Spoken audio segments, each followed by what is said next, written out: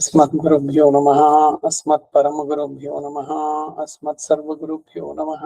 श्रीमते रामानुजाय नमः। अस्मद्गुरुपरम्परायै नमः। रामानुजदयापात्रं ज्ञानवैराग्यभूषणं श्रीमद्वेङ्कटनाथार्यं वन्दे वेदान्तदेशिकं लक्ष्मीनाथसमारम्भां नाथयामुनमध्यमाम् अस्मदाचार्यपर्यन्तां वन्दे गुरुपरम्पराम्।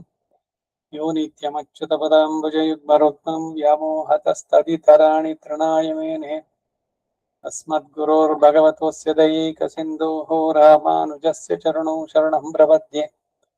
मातापिता युवतयस्तनया विभूतिः सर्वं यदेव नियमेन मदन्वयानाम् आद्यस्य नः कुलपतेर्वकुलाभिरामं श्रीमत्तदङ्घ्रियुगलं प्रणमामि मूर्ध्ना भूतं सरश्च महदाह्वयपट्टनहात श्रीभक्तिसारकुलशेखर योगिवाहान् भक्ताङ्घ्रिरेण परकालयतीन्द्रमिष्टान् श्रीमत्परान् कुशमुनिं प्रणतोऽस्मि नित्यम्।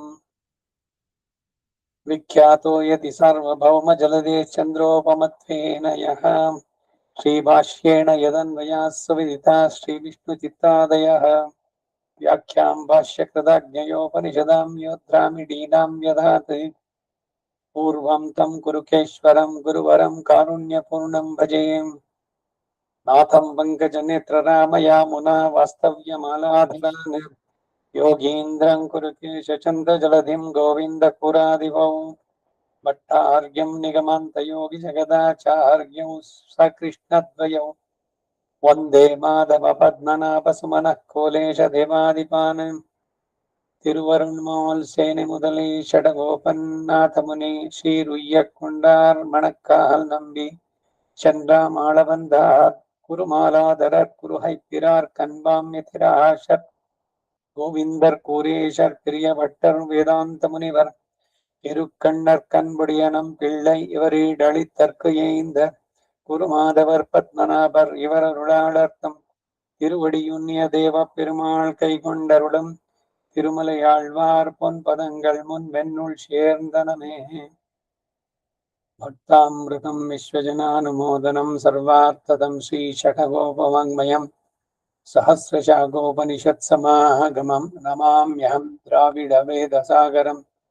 திருவழுதினாடென்னும் தென்குருகூர் என்னும் மறுவினியவன் பொருணல் என்னும் அருமறைகள் அந்தாதி செய்தானடியினிய எப்பொழுதும் சிந்தியாய் நெஞ்சே தெளிந்து மனத்தாலும் வாயாலும் மண்குருகோர் பேடம் இனத்தாரை எல்லாதிரைஞ்சேன் தனத்தாலும் ஏதும் குருவிலேன் எந்த ஷடகோபன் பாதங்கள் யாமுடைய பத்து எய்ந்த பெருங்கீர்த்தி ராமானுஜமுனிதன் வாய்ந்த மலர்பாதம் வணங்குகின்றேன். ஆய்ந்த பெரும் சீரார் ஷடகோபன் செந்தமிழ் வேதந்தரிக்கும் பேராத உள்ளம் பெறா வாந்திகளும் சோலை முதலிரங்கர் மண் போல்மேல் ஆண்ட தமிழ் மறைகளாயிரமும் ஈன்ற முதல் தாய் ஷடகோபன் மொயம்பால் வளர்த்த இதத்தாய் ராமானுஜம் மிக்க விரிநிலையும் மெய்யாமுயிர் நிலையம் தக்க நெறியம் தடையாகி தொக்கியலும் ஊழ் வினையும் வாழ் வினையும் ஓதும் குருஹயர்கோன் யாழினிஷ வேதத்தியல். நம்மாழ்வார் திருவடிகளே ಶರಣಂ. ಭಗವದ್ ವಿಷಯಂ ಸ್ವಲ್ಪ ಒಂದೆರಡು ಪತ್ತು ಮುಂದಕ್ಕೆ ಹೋಗಿದ್ವಿ. ಹೊಸ ಪುಸ್ತಕ ಸಿಕ್ಕಿದೆ, ಅದನ್ನೇ ನೋಡೋಣ. ಯಾಕಂದ್ರೆ ಇದರಲ್ಲಿ ಇನ್ನೊಂದು ಸ್ವಲ್ಪ ವಿಶೇಷ ವಿಷಯಗಳಿರ್ಬಹುದು ಅನ್ನೋ ದೃಷ್ಟಿಯಿಂದ ಮತ್ತೆ 4 ಆರಂಭ. ರಾಮಾನುಜರ ಸಿದ್ಧಾಂತಕ್ಕೆ 2 ಮುಖಗಳು, ಒಂದು ಸಂಸ್ಕೃತ ವೇದಾಂತ, ಮತ್ತೊಂದು ದ್ರವಿಡ ವೇದಾಂತ. ಸಂಸ್ಕೃತದಲ್ಲಿ ವೇದಾಂತ ಸಾರ, ವೇದಾಂತ ದೀಪ, ಶ್ರೀಭಾಷ್ಯ, ಗೀತಾ ಭಾಷ್ಯ ಇವೆಲ್ಲ ಸಂಸ್ಕೃತದ್ದು. ದ್ರವಿಡ ವೇದಾಂತ ತಮಿಳಿಂದು. ಇವೆರಡರ ಒಟ್ಟು ಅಧ್ಯಯನದಲ್ಲೇ ಪೂರ್ಣ ವೇದಾಂತದ ಅರಿವು. ಒಂದೊಂದು ಮುಖವನ್ನು ಬೇರೆಯಾಗಿ ಒಂದೊಂದು ಕಣ್ಣಿಂದ ನೋಡಿದ್ರೆ ಸಮಗ್ರ ದೃಷ್ಟಿ ದೊರಕಲಾರದು. ರಾಮಾನುಜ ಸಿದ್ಧಾಂತದಲ್ಲಿ 2 ವೇದಾಂತಗಳಿಗೂ ಸಮ ಪ್ರಾಧಾನ್ಯವನ್ನು ಕೊಟ್ಟೇ ಆಗಬೇಕಾಗಿದೆ. ಉಭಯ ವೇದ ಪ್ರವರ್ತನ, ಇದನ್ನು ರಾಮಾನುಜರೇ ಏನ್ ಮಾಡಿದ್ದು. ಎಲ್ಲ ಭಾಷಾ ಕಲಹಗಳು, ಅದು ಹೆಚ್ಚು ಇದು ಹೆಚ್ಚು, ಅದರಿಂದನೇ ಈ ತರ ಡಿಫರೆನ್ಸಸ್ ಎಲ್ಲ ಇರುವಂತದ್ದು. ಅದು 2 ಬೇಕು. ವೇದಂ ತಮಿಳ್ ಚೈದ ಮಾರನ್, ವೇದವನ್ನೇ ತಮಿಳಿಗೆ ಕೊಟ್ಟಿದ್ದು, ಏನು ಅಂತಂದ್ರೆ ವೇದವನ್ನು ಕಲಿಯೋದಕ್ಕೆ ಅಧಿಕಾರಿಗಳು, ಅದಕ್ಕೆ ಎಲ್ಲ ರೆಸ್ಟ್ರಿಕ್ಷನ್ಸ್ ಎಲ್ಲ ಇದೆ. ಇದಕ್ಕಾದ್ರೆ ಎಲ್ಲರೂ ಸಮಗ್ರವಾಗಿ ಯಾರು ಬೇಕಾದ್ರೂ ಕಲಿಬಹುದು. ಇದು ದ್ರವಿಡ ವೇದ. ಇದರಲ್ಲಿ ಏನಿದೆ ಅಂತಂದ್ರೆ ವೇದದಲ್ಲಿರುವ ಸಂದೇಶನ ಇಲ್ಲಿ ಕೊಟ್ಟಿರುವಂತಹದ್ದು. ಹಾಗಾಗಿ ನಮ್ಮ ಸಂಸತ್ತು ಈಗಾಗಲೇ ಸಂಸ್ಕೃತ ವೇದಾಂತದ ಪ್ರಕಾಶನೆಗೆ ಸಂಶೋಧನಾ ಮುಖೇನ ಹಲವಾರು ಗ್ರಂಥಗಳನ್ನು ಪ್ರಕಟಿಸಿದೆ. ಈಗ ಇನ್ನೊಂದು ಮುಖ್ಯವಾದ ದ್ರವಿಡ ವೇದಾಂತವನ್ನು ಪ್ರಕಾಶಿಸಲು ತೊಡಗಿದೆ.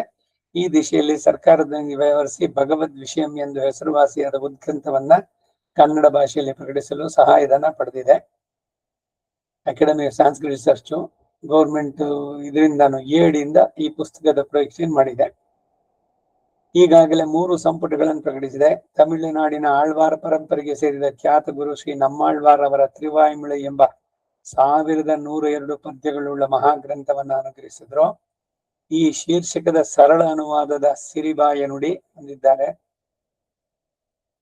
ಸಿ.ಪಿ. ರಾಜರತ್ನಂ ತಿರುವಾಯ್ಮೊಳಿ ಅನ್ನೋದನ್ನು ಸಿರಿಬಾಯ ನುಡಿ ಅಂದ್ರು. ಈ ಗ್ರಂಥ ಮಿಕ್ಕೆಲ್ಲ ಗ್ರಂಥಗಳಂತಲ್ಲ, ಅವು ಕವಿ ಜೋಡಿಸಿದ ಕಾವ್ಯಗಳು. ಇದು ಹಾಗಲ್ಲ, ಭಗವಂತನ ಅನುಭವ ಮೇಲೆ ಮೂಡಿ ಬಂದು ತಾನಾಗಿ ಹೊರಹೊಮ್ಮಿದಂತ ಪದ್ಯಗಳು. ಶ್ರೀಭಾಷ್ಯಾದಿ ಗ್ರಂಥಗಳು ಅಂದರೆ ಸಂಸ್ಕೃತ ವೇದಾಂತಗಳು ಪ್ರಮೇಯ ಭಾಗವನ್ನ ನಿರೂಪಿಸುತ್ತೆ. ಆದರೆ ಅವು ಕೊಂಚವೂ ಅಂತರಂಗಕ್ಕೆ ಆನಂದ ಕೊಟ್ಟು ಕರಗುವಂತೆ ಮಾಡಲಾರವು. ದಿವ್ಯ ಪ್ರಬಂಧದ ಇರೋ ಈ ಪೂರ್ವ ಗ್ರಹ ಅಂತ ಹೇಳ್ತಾರೆ. ಇದು ಅದನ್ನ ಬಿಟ್ಟು ನೋಡ್ಬೇಕು ಎರಡನ್ನೂ ಕೂಡ. ಅದು ಚೆನ್ನ ಇದು ಚೆನ್ನ ಅಂತ ತಗೊಂಡ್ರೆ ಸರಿ. ಹಾಗೆ ಆಳ್ವಾರ್ ಪ್ರಬಂಧದಲ್ಲಿ ಪರಬ್ರಹ್ಮನ ಅನುಭವದಿಂದ ತಾನು ಕರಗಿ ಇತರರನ್ನು ಕರಗಿಸುವಂತ ಶಕ್ತಿ ಅಡಗಿದೆ. ವೇದದ ಸಾರ ಇದು. ಅದು ಮಣ್ಣಿನ ಮಡಿಕೆ, ಇದು ಚಿನ್ನದ ಮಡಿಕೆ. ಏನೇನೋ ಕಥೆಗಳು ಎಲ್ಲ ಅತಿರೇಕದ ಅಭಿಮಾನಗಳು. ಸಂಸ್ಕೃತದ ಬಗ್ಗೆ ಆದ್ರೆ ಅಯ್ಯೋ ಸಂಸ್ಕೃತ ಅಂತ ತಗೊಂಡಾಗ ಆರ್ಗ್ಯುಮೆಂಟ್ ಉದ್ದೇಶದಿಂದ ಹೇಳ್ತೀನಿ. ಏನು ವೇದ ಅಖಿಲ ಧರ್ಮ ಮೂಲಂ. ಈ ಆಳ್ವಾರ್ಗಳು ಬರೋಕ್ ಮೊದಲು ಈ ದಿವ್ಯ ಪ್ರಬಂಧ ಎಲ್ಲಿತ್ತು? ಇದು ಅವ್ರು ಕೇಳುವಂತಹದ್ದು. ಇವರು ಹೇಳ್ತಾರೆ ವೇದ ಅನಂತವಾಗಿದೆ, ಎಲ್ಲವನ್ನು ಕಲಿಯೋಕ್ಕಾಗಲ್ಲ, ಮತ್ತೆ ಎಲ್ರಿಗೂ ಇಲ್ಲ. ಅದು ಯಜ್ಞೋಪವೀತ ಯವರೀತ ಅನಧ್ಯಯನ. ದಿವಸಕ್ಕೆ ತಿಂಗಳಲ್ಲಿ 20 ದಿವಸ ಮಾತ್ರ ವೇದ ಕಲಿಯೋದಕ್ಕೆ. ಯಜ್ಞೋಪವೀತ ಏವ ಅದೀತ ಅಂತದ್ರಲ್ಲಿ ಅಂದ್ರೆ ಪುರುಷರಿಗೆ ಮಾತ್ರ, ಸ್ತ್ರೀಯರಿಗೆ ಇಲ್ಲ. ಇದನ್ನೆಲ್ಲ ಇದನ್ನು ಸುಲಭ ಮಾಡಿ ಅದರ ಸಾರವನ್ನ ಎಲ್ಲರಿಗೂ ಅನ್ವಯಿಸುವಂತೆ ಮಾಡಿಕೊಟ್ಟಿದ್ದು ದಿವ್ಯ ಪ್ರಬಂಧಗಳು ಅಂತ. ಸೊ ಏನೇ ಇರ್ಲಿ ಅದರ ಸಂದೇಶ ಇದು ಕಡಿಮೆ ಅಲ್ಲ, ಅದು ಹೆಚ್ಚು ಅಂತ ಅಂದ್ಬಿಟ್ಟಲ್ಲ. ಎರಡಕ್ಕೂ ಕೂಡ ಅದರ ಸಂದೇಶವನ್ನ ಇದು ಕೊಡ್ತಾ ಇದೆ ಅಂತಂದಾಗ ಏನು. ಹಾಗೆ ಈ ವೇದದಲ್ಲೇನೆ ವೇದ ಏನು ವೇದೈಶ್ಚ ಸರ್ವೈ ಅಹಮೇವ ವೇದ್ಯ. ವೇದದಲ್ಲಿ ಸಮಸ್ತವಾದ ವೇದದಿಂದ ತಿಳಿಯಬೇಕಾದವನು ಯಾರು ಅಂದ್ರೆ ನಾನೇನೆ. ಯಾರು? ಭಗವಂತನನ್ನ. ಅವನು ಯಾವ? ಪ್ರಣವ ಸ್ವರೂಪಿ. ಪ್ರತ್ಯಗಾನಂದಂ ಬ್ರಹ್ಮ ಪುರುಷಂ ಪ್ರಣವ ಸ್ವರೂಪಂ ಅಕಾರ ಉಕಾರ ಮಕಾರ ಏತಿ ಉಪನಿಷತ್ನಲ್ಲಿ ಹೇಳ್ಬೇಕಾದ್ರೆ. ಸೊ 4 ವೇದಗಳು ಕೂಡ ಹೇಳೋದು ಭಗವಂತನೇನೆ. ಇದೆಲ್ಲ ಹಿಂದೆನೆ ನಾವೆಲ್ಲ ಆರಂಭದಲ್ಲೇ ಹೇಳಿದ್ವಿ. ಋಗ್ವೇದ ಸಾರ, ಯಜುರ್ವೇದ ಸಾರ, ಸಾಮವೇದ ಸಾರ. ಅರ್ಥವನ್ನು ಸರಿಯಾಗಿ ತಿಳಿದಾಗ ಎಲ್ಲವೂ ತಿಳಿಸೋದು ಭಗವಂತನನ್ನೇ. ಇದು ಋಗ್ವೇದದಲ್ಲಿ ಏನ್ ಬೇರೆ ಇದೆಯಾ? ಯಜುರ್ವೇದ ಬೇರೆನಾ? ಕಲಿಕೆಗಾಗಿ ವೇದವನ್ನ 4 ಭಾಗ ಮಾಡಿದ್ದು ವ್ಯಾಸ ವ್ಯಕ್ತು ರೂಪಾಯ ವ್ಯಾಸ ರೂಪ. ಭಗವಂತನೇ ವೇದ ವ್ಯಾಸ ರೂಪನಾದ ಬಂದು ಅಧ್ಯಯನಕ್ಕೆ ಸುಲಭ ಆಗ್ಲಿ ಅಂತ ಮಾಡಿದ್ದಷ್ಟೇ. ಸಮಸ್ತ ವೇದವೂ ಕೂಡ ಒಂದೇನೆ. 4 ವೇದಗಳನ್ನು ಎಲ್ರೂ ಕಲಿಬೇಕು, ಎಲ್ರೂ ಚತುರ್ವೇದಿಗಳೇ ಆಗ್ಬೇಕು.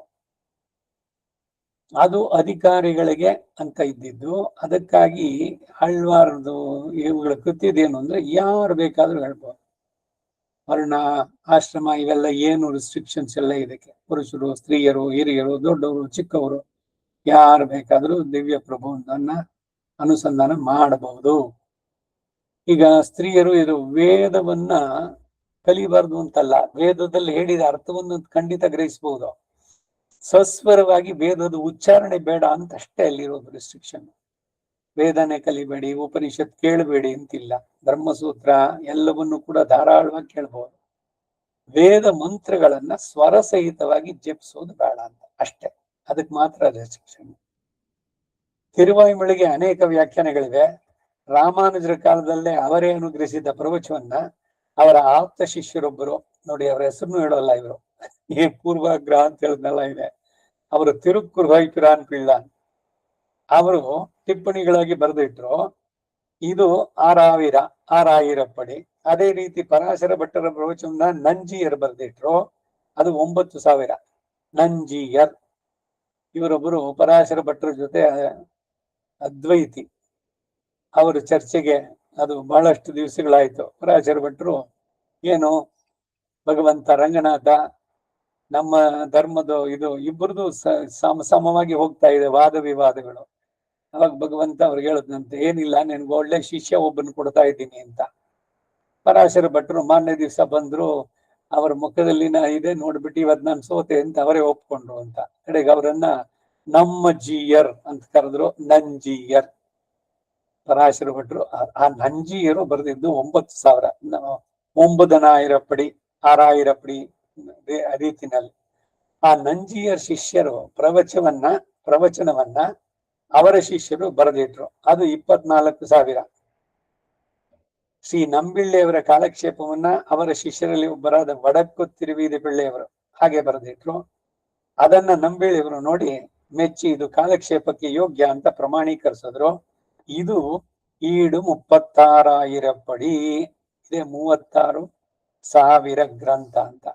ಪಡಿ ಅಂದ್ರೆ ಎಕ್ಸ್ಪ್ಲನೇಷನ್ ದೊಡ್ಡದಾಗಿದೆ ಅಂತ ಅಷ್ಟೇ, ಇನ್ನೇನಿಲ್ಲ.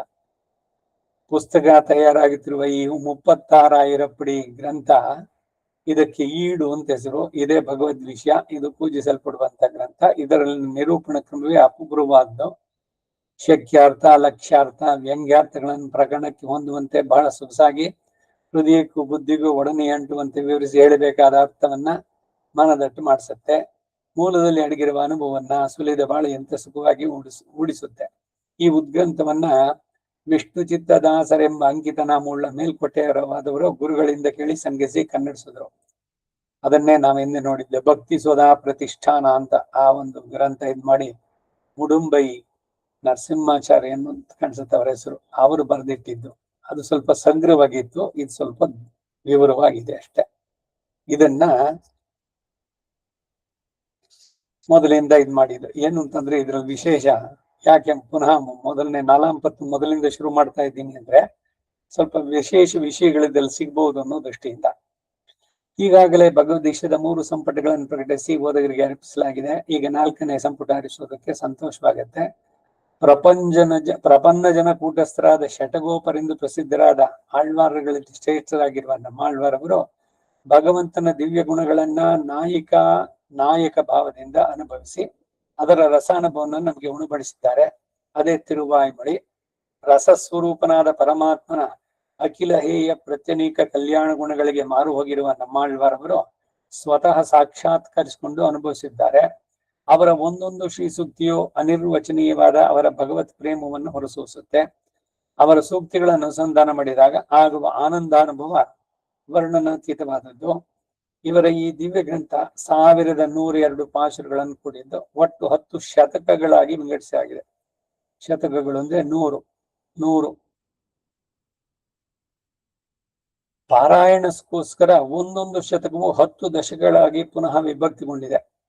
10 × 10 100, ಆ 100 ಮತ್ತೆ ಅದು ಒಟ್ಟು 1000 ಹಾಗೆ ಬಂದಿರೋದು. ಶ್ರೀ ವೈಷ್ಣವ ಸಂಪ್ರದಾಯದಲ್ಲಿ ಉಭಯ ವೇದಾಂತ ಅಂತ ಇದು ಪ್ರಸಿದ್ಧ. ಒಂದೊಂದು ಶತಕದಲ್ಲಿ 110 ಅಥವಾ 112 ಪಾಶುರಗಳು ಇರುತ್ತೆ. ಸಂಸ್ಕೃತ ವೇದಾಂತ, ದ್ರವಿಡ ವೇದಾಂತ ಇವೆರಡರ ಒಟ್ಟು ಅಧ್ಯಯನದಿಂದ ಪೂರ್ಣ ವೇದಾಂತದ ಅರಿವು. ದ್ರವಿಡ ವೇದವೇ ದಿವ್ಯ ಪ್ರಬಂಧ. ಶ್ರೀರಾಮಾನುಜ ಸಿದ್ಧಾಂತದಲ್ಲಿ 2 ವೇದಾಂತಗಳಿಗೂ ಸಮ ಪ್ರಾಧಾನ್ಯ ಇದೆ. ಈ ಸಿರಿವಾಯ್ಮೊಳಿ ಹಿಂದೆ ಹೇಳಿದಂತೆ 1,102 ಪಾಶುರಗಳು 10 ಶತಕಗಳಾಗಿ ವಿಭಾಗಿಸಿದ್ದು ಅಂದಾದಿ ರೂಪದಲ್ಲಿದೆ. ಅಂದ್ರೆ ಒಂದು ಪಾಶುರದ ಅಂತ್ಯಪದ ಮುಂದಿನ ಪಾಶುರದ ಆದಿ ರೂಪವಾಗಿದೆ. ಈ ದಿವ್ಯವಾದ ತಿರುವಾಯ್ಮೊಳಿ ಪ್ರಬಂಧ ರಹಸ್ಯತ್ರಯದಲ್ಲಿ 2ನೇಯಾದ ದ್ವಯಮಂತ್ರಕ್ಕೆ ವ್ಯಾಖ್ಯಾನ ರೂಪವಾಗಿದೆ. ಈ ದ್ವಯಮಂತ್ರ ಶ್ರೀಮನ್ನಾರಾಯಣ ಶರಣು ಶರಣಂ ಪ್ರಪದ್ಯೆ ಶ್ರೀಮತೆ ನಾರಾಯಣಾಯ ನಮಃ. ಈ ಮಂತ್ರದ್ವಯಕ್ಕೆ ಆಳ್ವಾರವರು ವ್ಯುತ್ಕ್ರಮವಾಗಿ ವ್ಯಾಖ್ಯಾನ ಮಾಡಿದ್ದಾರೆ. ಅಂದ್ರೆ ದ್ವಯಮಂತ್ರದ ಉತ್ತರಾರ್ಧದ ಶ್ರೀಮತೆ ನಾರಾಯಣಾಯ ನಮಃ ಎಂಬ ಮಂತ್ರದ ವ್ಯಾಖ್ಯಾನ ರೂಪವಾಗಿ ಮೊದಲ 3 ಶತಕಗಳಲ್ಲಿ ಶ್ರೀ ಸಹಿತನಾದ ಸರ್ವಶೇಷಿಯಾದ ಶ್ರೀಮನ್ನಾರಾಯಣನಿಗೆ ಸಕಲ ವಿಧವಾದ ಕೈಂಕರ್ಯಗಳನ್ನು ಮಾಡುವಂತಾಗಬೇಕು. ಅಂತಹ ಶ್ರೀಮನ್ನಾರಾಯಣನಿಗೆ ನಮಸ್ಕಾರ ಎಂದು ಭಗವತ್ ಕೈಂಕರ್ಯ ರೂಪ ಪ್ರಾರ್ಥನೆ ಹೇಳಲ್ಪಟ್ಟಿದೆ. ಈ ವಿಷಯವನ್ನೇ 4ನೇ ಶತಕದ 1ನೇ ದಶಕದ ವರುಣಾಯಕಂ ಪ್ರವೇಶದಲ್ಲಿ ದ್ವಯத்தில் உத்தரகண்டார்த்தத்தை அருளிச் செய்தார். கீழ் 3 பத்தாலும் இனிமேல் 3 பத்தாலே அதில் ಪೂರ್ವಖಂಡಾರ್ಥத்தை ಅರುಳಿச் செய்கிறார். ಅಂದ್ರೆ ಮೊದಲ 3 ಶತಕಗಳಲ್ಲಿ ದ್ವಯ ಮಂತ್ರ ರತ್ನದ ಉತ್ತರ ಖಂಡಾರ್ಥವನ್ನು ಹೇಳಿ ಆಯ್ತು.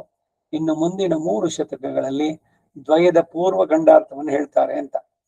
4, 5 ಮತ್ತು 6ನೇ ಶತಕಗಳಲ್ಲಿ ಪೂರ್ವಖಂಡವಾದ ಶ್ರೀಮನ್ನಾರಾಯಣ ಶರಣಂ ಪ್ರಪದ್ಯೆ ಅಂದ್ರೆ ಶ್ರೀ ಸಹಿತನಾಗಿರುವ ಪರಮಾತ್ಮನ ಪಾದಗಳನ್ನ ಉಪಾಯವಾಗಿ ಸ್ವೀಕರಿಸ್ತೇನೆ ಅಂತ. ಈ 4ನೇ ಶತಕದಲ್ಲಿ ಭಗವತ್ ಕೈಂಕರ್ಯ ಒಂದೇ ಪುರುಷಾರ್ಥ. ಈ ಪುರುಷಾರ್ಥ ಪ್ರಾಪ್ತಿಗೆ ಚರಣೌ ಶರಣಂ ಎಂದು ಭಗವಂತನ ಪಾದ ಪಂಕಜಗಳಲ್ಲಿ ಶರಣಾಗತಿಯ ಉಪಾಯ ಎಂದು ತಿಳಿಸಿದ್ದಾರೆ. ಅಂದರೆ ಪರಮಾತ್ಮನೇ ಉಪಾಯ ಅಲ್ಲ, ಬೇರೆ ಯಾವುದು ಉಪಾಯ ಎಂಬುದನ್ನ ತಿರುನಾರಣಂತಾಳ್ ಕಾಲಂ ಪೆರ ಚಿಂದಿತ್ವೀಮಿನೋ ಎಂದು ಉಪದೇಶ ಮಾಡಿದ್ದಾರೆ ಭಗವದ್ ರಾಮಾನುಜಾಚಾರ್ಯರು.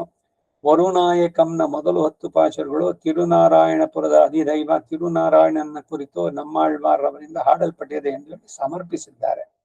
ಇಲ್ಲಿ ಹೇಳಿರುವ ತಿರುನಾರಣನ್ ತಿರುನಾರಾಯಣಪುರದ ಮೇಲ್ಕೋಟೆ, ತಿರುನಾರಾಯಣನ ವಿಷಯವಾದ ಎಂಬುದನ್ನ ವಿವಿಧ ಆಚಾರ್ಯರುಗಳು ಅಭಿಪ್ರಾಯ ಪಟ್ಟಿದ್ದಾರೆ. 1ನೇ ಶತಕ ಇದೆಲ್ಲ ನೋಡಿ ಸಮರೈಸ್ ಮಾಡಿ ಹೇಳ್ತಾ ಇದ್ದಾರೆ. ಈ ದಶಕದಲ್ಲಿ ಎಲ್ಲ ಐಶ್ವರ್ಯ, ರಾಜ್ಯಾಧಿಪತ್ಯ, ಭೋಗ, ಸ್ವರ್ಗಾದಿ ಭೋಗಗಳು ಇವೆಲ್ಲ ಅಸ್ಥಿರ, ನಶ್ವರವಾದದ್ದು, ಶಾಶ್ವತವಾಗಿ ಇಲ್ಲದಿರುವುದು. ಅನೇಕ ದೃಷ್ಟಾಂತಗಳನ್ನು ಹೇಳಿ ಇವೆಲ್ಲ ನಶ್ವರ. ಸರ್ವೇಶ್ವರನಾದ ಪರಮಾತ್ಮನ ಪಾದಗಳನ್ನು ಆಶ್ರಯಿಸಿ ಅವನಿಗೆ ನಿತ್ಯ ಕೈಂಕರ್ಯ ಮಾಡಿ ಉಜ್ಜೀವಿಸಿರಿ. ಯನ್ ಮುಹೂರ್ತಂ ಕ್ಷಣಂ ವಾಪಿ ವಾಸುದೇವೋ ನ ಚಿಂತ್ಯತೆ ಸಾ ಹಾನಿ ತನ್ಮಹಚ್ಛಿದ್ದಂ ಸಾ ಭ್ರಾಂತಿ ಸಾ ಚ ವಿಕ್ರಿಯಾ ಎಂಬಂತೆ ಒಂದು ಕ್ಷಣವಾದರೂ ವಾಸುದೇವನನ್ನ ಚಿಂತಿಸುವುದಿಲ್ವೋ ಇದು ಬಹಳ ಅನರ್ಥಕ್ಕೆ ದಾರಿಯಾಗತ್ತೆ. ನಮ್ಮ ಸಮಸ್ತ ಐಶ್ವರ್ಯಗಳಲ್ಲಿ ಭೋಗ ಸಾಧನಗಳು ಕೊನೆಗೆ ನಾವು ಕೂಡ ಅಸ್ಥಿರ. ಆದ್ದರಿಂದ ನಮಗೆ ಮೋಕ್ಷವನ್ನು ಪರಿಪಾಲಿಸುವ ಶ್ರೀಕೃಷ್ಣ ಪಾದಾರಣ್ಯಗಳನ್ನು ಆಶ್ರಯಿಸಿ ಎಂದು ಈ ದಶಕದಲ್ಲಿ ಪ್ರತಿಪಾದಿಸಿದ್ದಾರೆ. ನಾವು ಅಸ್ಥಿರ ಅಂದ್ರೆ ಶರೀರವನ್ನು ಉದ್ದೇಶಿಸಿ ಹೇಳಿದ್ದು. ಆತ್ಮ ಎಂದೆಂದಿಗೂ ಇರುವಂತದ್ದೇನೆ. ಈ ಶರೀರ ಅದು ಶಾಶ್ವತವಲ್ಲ. ಜಾತಸ್ಯ ಹಿ ಮರಣಂ ಧ್ರುವಂ ಧ್ರುವಂ ಜನ್ಮ ಮೃತಸ್ಯ ಚ. ಸಾಮಾನ್ಯವಾಗಿ ಎಲ್ಲ ಉಪನ್ಯಾಸಗಳಲ್ಲಿ ಕೇಳೋದು ಜಾತಸ್ಯ ಹಿ ಮರಣಂ ಧ್ರುವಂ, ಹುಟ್ಟಿದವನು ಸಾಯಲೇಬೇಕು ಅಷ್ಟೇ ಹೇಳ್ತಾರೆ. ಸತ್ತವನು ಹುಟ್ಟಲೇಬೇಕು ಅಂತ ಮುಂದಿನ ಲೈನ್ ಇರೋದು, ಮುಂದಿನ ಪಾದ. ತಸ್ಮಾದ್ ಅಪರಿಹಾರ್ಯ ಅಂತೆ ನತ್ವಂ ಶೋಚಿತು ಅರ್ಹಸಿ ಅಂತ ಅರ್ಜುನನಿಗೆ ಕೃಷ್ಣ 2ನೇ ಅಧ್ಯಾಯದಲ್ಲಿ ಹೇಳ್ತಾನೆ. ಯಾವ್ಯಾವುದು ಕರ್ಮದಿಂದ ಉಂಟಾದ ಶರೀರ ಉಂಟಾಯ್ತು ಅದಕ್ಕೆ ನಾಶ ಉಂಟು. ಆ ನಾಶ ಉಂಟಾದ ಮೇಲೆ ಪುನಃ ಅವನು ಗರ್ಭೆ ಸಂಜಾಯತೆ ಪುನಃ ಅಂತ ಈಗ ಇದರಲ್ಲಿ ಸಂಹಿತೆನಲ್ಲಿ ಬೆಳಗ್ಗೆ ಕ್ಲಾಸ್ನಲ್ಲಿ ಬರ್ಬೇಕಾದ್ರೆ ಚೇತನ ಒಂದೊಂದು ಕರ್ಮದ ಬಂಧನವನ್ನ ಬಿಡಿಸ್ಕೊಳ್ಳೋ ತನಕ ಹುಟ್ಟು ಸಾವಿನ ಚಕ್ರದಲ್ಲೇ ಸುತ್ತಾ ಇರ್ತಾನೆ. ಒಂದ್ಸಲಿ ಉತ್ತಮ ಜನ್ಮ, ಇನ್ನೊಂದ್ಸಲಿ ಏನೋ ಕೆಟ್ಟ ಕೆಲಸ ಏನು ಮಾಡಿದ್ರೆ ಅದರಿಂದ ನೀಚ ಜನ್ಮ, ಪುನಃ ಯಾವುದೋ ಸುಖದ ವಿಶೇಷ, ಅದರಿಂದ ಹೀಗೆ ಸುತ್ತಾ ಇರೋದು. ಪುನರಪಿ ಜನನಂ ಪುನರಪಿ ಮರಣಂ ಅಂದಂತೆ. ಹಾಗೆ ಅದರಿಂದ ಈ ಐಶ್ವರ್ಯ, ಲೌಕಿಕವಾದದ್ದು, ಇಂದ್ರಿಯಗಳಿಗೆ ನೀಡುವಂತ ಸುಖಗಳು ಇದೆಲ್ಲ ಶಾಶ್ವತವಾದದ್ದಲ್ಲ. ಇದು ಬಿಟ್ಟು ಅವನನ್ನ ಆಶ್ರಯಿಸಿ ಅನ್ನೋದು 1ನೇ ದಶಕದಲ್ಲಿ ಸಂದೇಶ. 2ನೇ ದಶಕ ಇಲ್ಲಿ ಆಳ್ವಾರವರು ನಾಯಿಕಾವಸ್ಥೆಯನ್ನು ಹೊಂದಿ ಆರ್ತಳಾಗಿ ಹುಚ್ಚಿಯಂತೆ ಆಡ್ತಾರೆ. ಇದನ್ನ ಅವರ ತಾಯಿಗೆ ಮನಮುಟ್ಟುವಂತೆ ತಿಳಿಸ್ತಾರೆ. ಇವರ ನಾಯಿಕಾವಸ್ಥೆಯನ್ನು ಹೊಂದಿದ ಮೇಲೆ ಯಾವ ಪುರುಷಾರ್ಥವನ್ನು ಬೇಡದೆ ಭಗವಂತನ ವಿವಿಧ ಅವತಾರಗಳನ್ನು ಸ್ಮರಿಸುತ್ತಾರೆ. ಬಾಲಕನಾಗಿದ್ದುಕೊಂಡು ಆಲದೆಲೆಯ ಮೇಲೆ ಮಲಗಿರುವ ಸ್ವಾಮಿಯ ಪಾದದಲ್ಲಿರುವ ತುಳಸಿ ಈಗಲೇಬೇಕು ಎಂದು ಲತೆಯಂತಿರುವ ನನ್ನ ಕನ್ಯೆ ಹಠ ಹಿಡಿತಾ ಇದ್ದಾಳೆ, ನಾನೇನ್ ಮಾಡ್ಲಿ ಎಂದು ತಾಯಿ ಕೊರಗ್ತಾಳೆ. ವಟದಳ ಶಾಯಿಯನುடைய திருவடிகளில் சாத்தின திருத்துழாயை செவ்வியோட இப்போதே பெற வேணும் என்ற ಆಶೈಪಡಾ ನಿಂದಾಳ್ ಎನ್ಗಿರಾರ್ ಎಂದು. ನಂತರ ಅವಳು ದಿವ್ಯಾಯುಧಗಳನ್ನು ಸ್ಮರಿಸುತ್ತಾ ದುಃಖಿಸ್ತಾಳೆ. ಶಂಖ, ಚಕ್ರ, ಪಾದ ತುಳಸಿ ಎಂದು ಒಂದೊಂದಾಗಿ ಹೇಳುತ್ತಾ ರಾತ್ರಿ ಹಗಲು ಕೊರಗ್ತಾ ಇದ್ದಾಳೆ. ನಾನೇನ್ ಮಾಡ್ಲಿ ಎಂದು ತಾಯಿಯ ಕೊರಗು.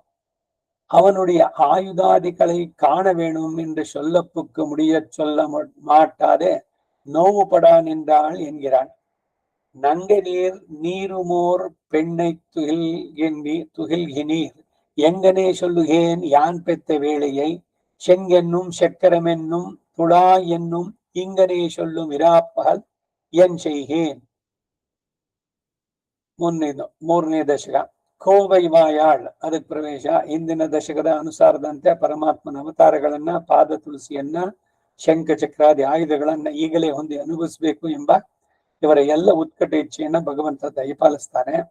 ಇವರು ಅದನ್ನು ಅನುಭವಿಸಿ ಎಲ್ಲವೂ ದೊರೆತಂತೆ ಸಂತುಷ್ಟಿ ಹೊಂದುತ್ತಾರೆ, ತೃಪ್ತಿಯನ್ನ. ಇದನ್ನ ವಡಕೊತ್ತಿರುವಿದ ಬೆಳೆಯವರು ಈಡುವಿನ ಅವತಾರಿಕೆಯಲ್ಲಿ ಹೀಗೆ ವರ್ಣಿಸಿದ್ದಾರೆ. ಬಾಲನ 7 ರಹ ಈ ದಶಕವನ್ನ ಆಚಾರ್ಯರುಗಳು 3 ವಿಧವಾಗಿ ನಿರ್ವಾಹ ಮಾಡಿದರು ಎಂದು ಎಂಬಾರ್ ಎಂಬ ಆಚಾರ್ಯ ಹೇಗೆ ನಿರೂಪಿಸಿದ್ದಾರೆ.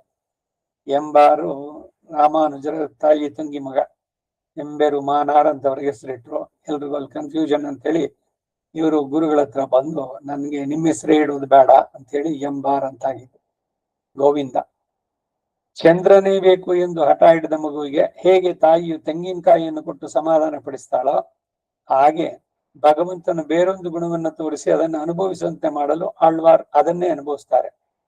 ತಿರುಮಲೈ ನಂಬಿ ಎಂಬ ಆಚಾರ್ಯರು ಹೀಗೆ ನಿರ್ವಹಿಸಿದ್ದಾರೆ. ಒಬ್ಬನು ಒಂದನ್ನು ಅಪೇಕ್ಷಿಸಿದ್ರೆ ಇವನು ಹಾಗೆಯೇ ಮಾಡುತ್ತೆ ಎಂದು ತಲೆ ಅಲ್ಲಾಡಿಸಿದ್ರೆ ಅವನು ಹೊಂದಿದವನಂತೆ ಹಿಂದಿನದಕ್ಕೂ ಮರೀತಾನೆ.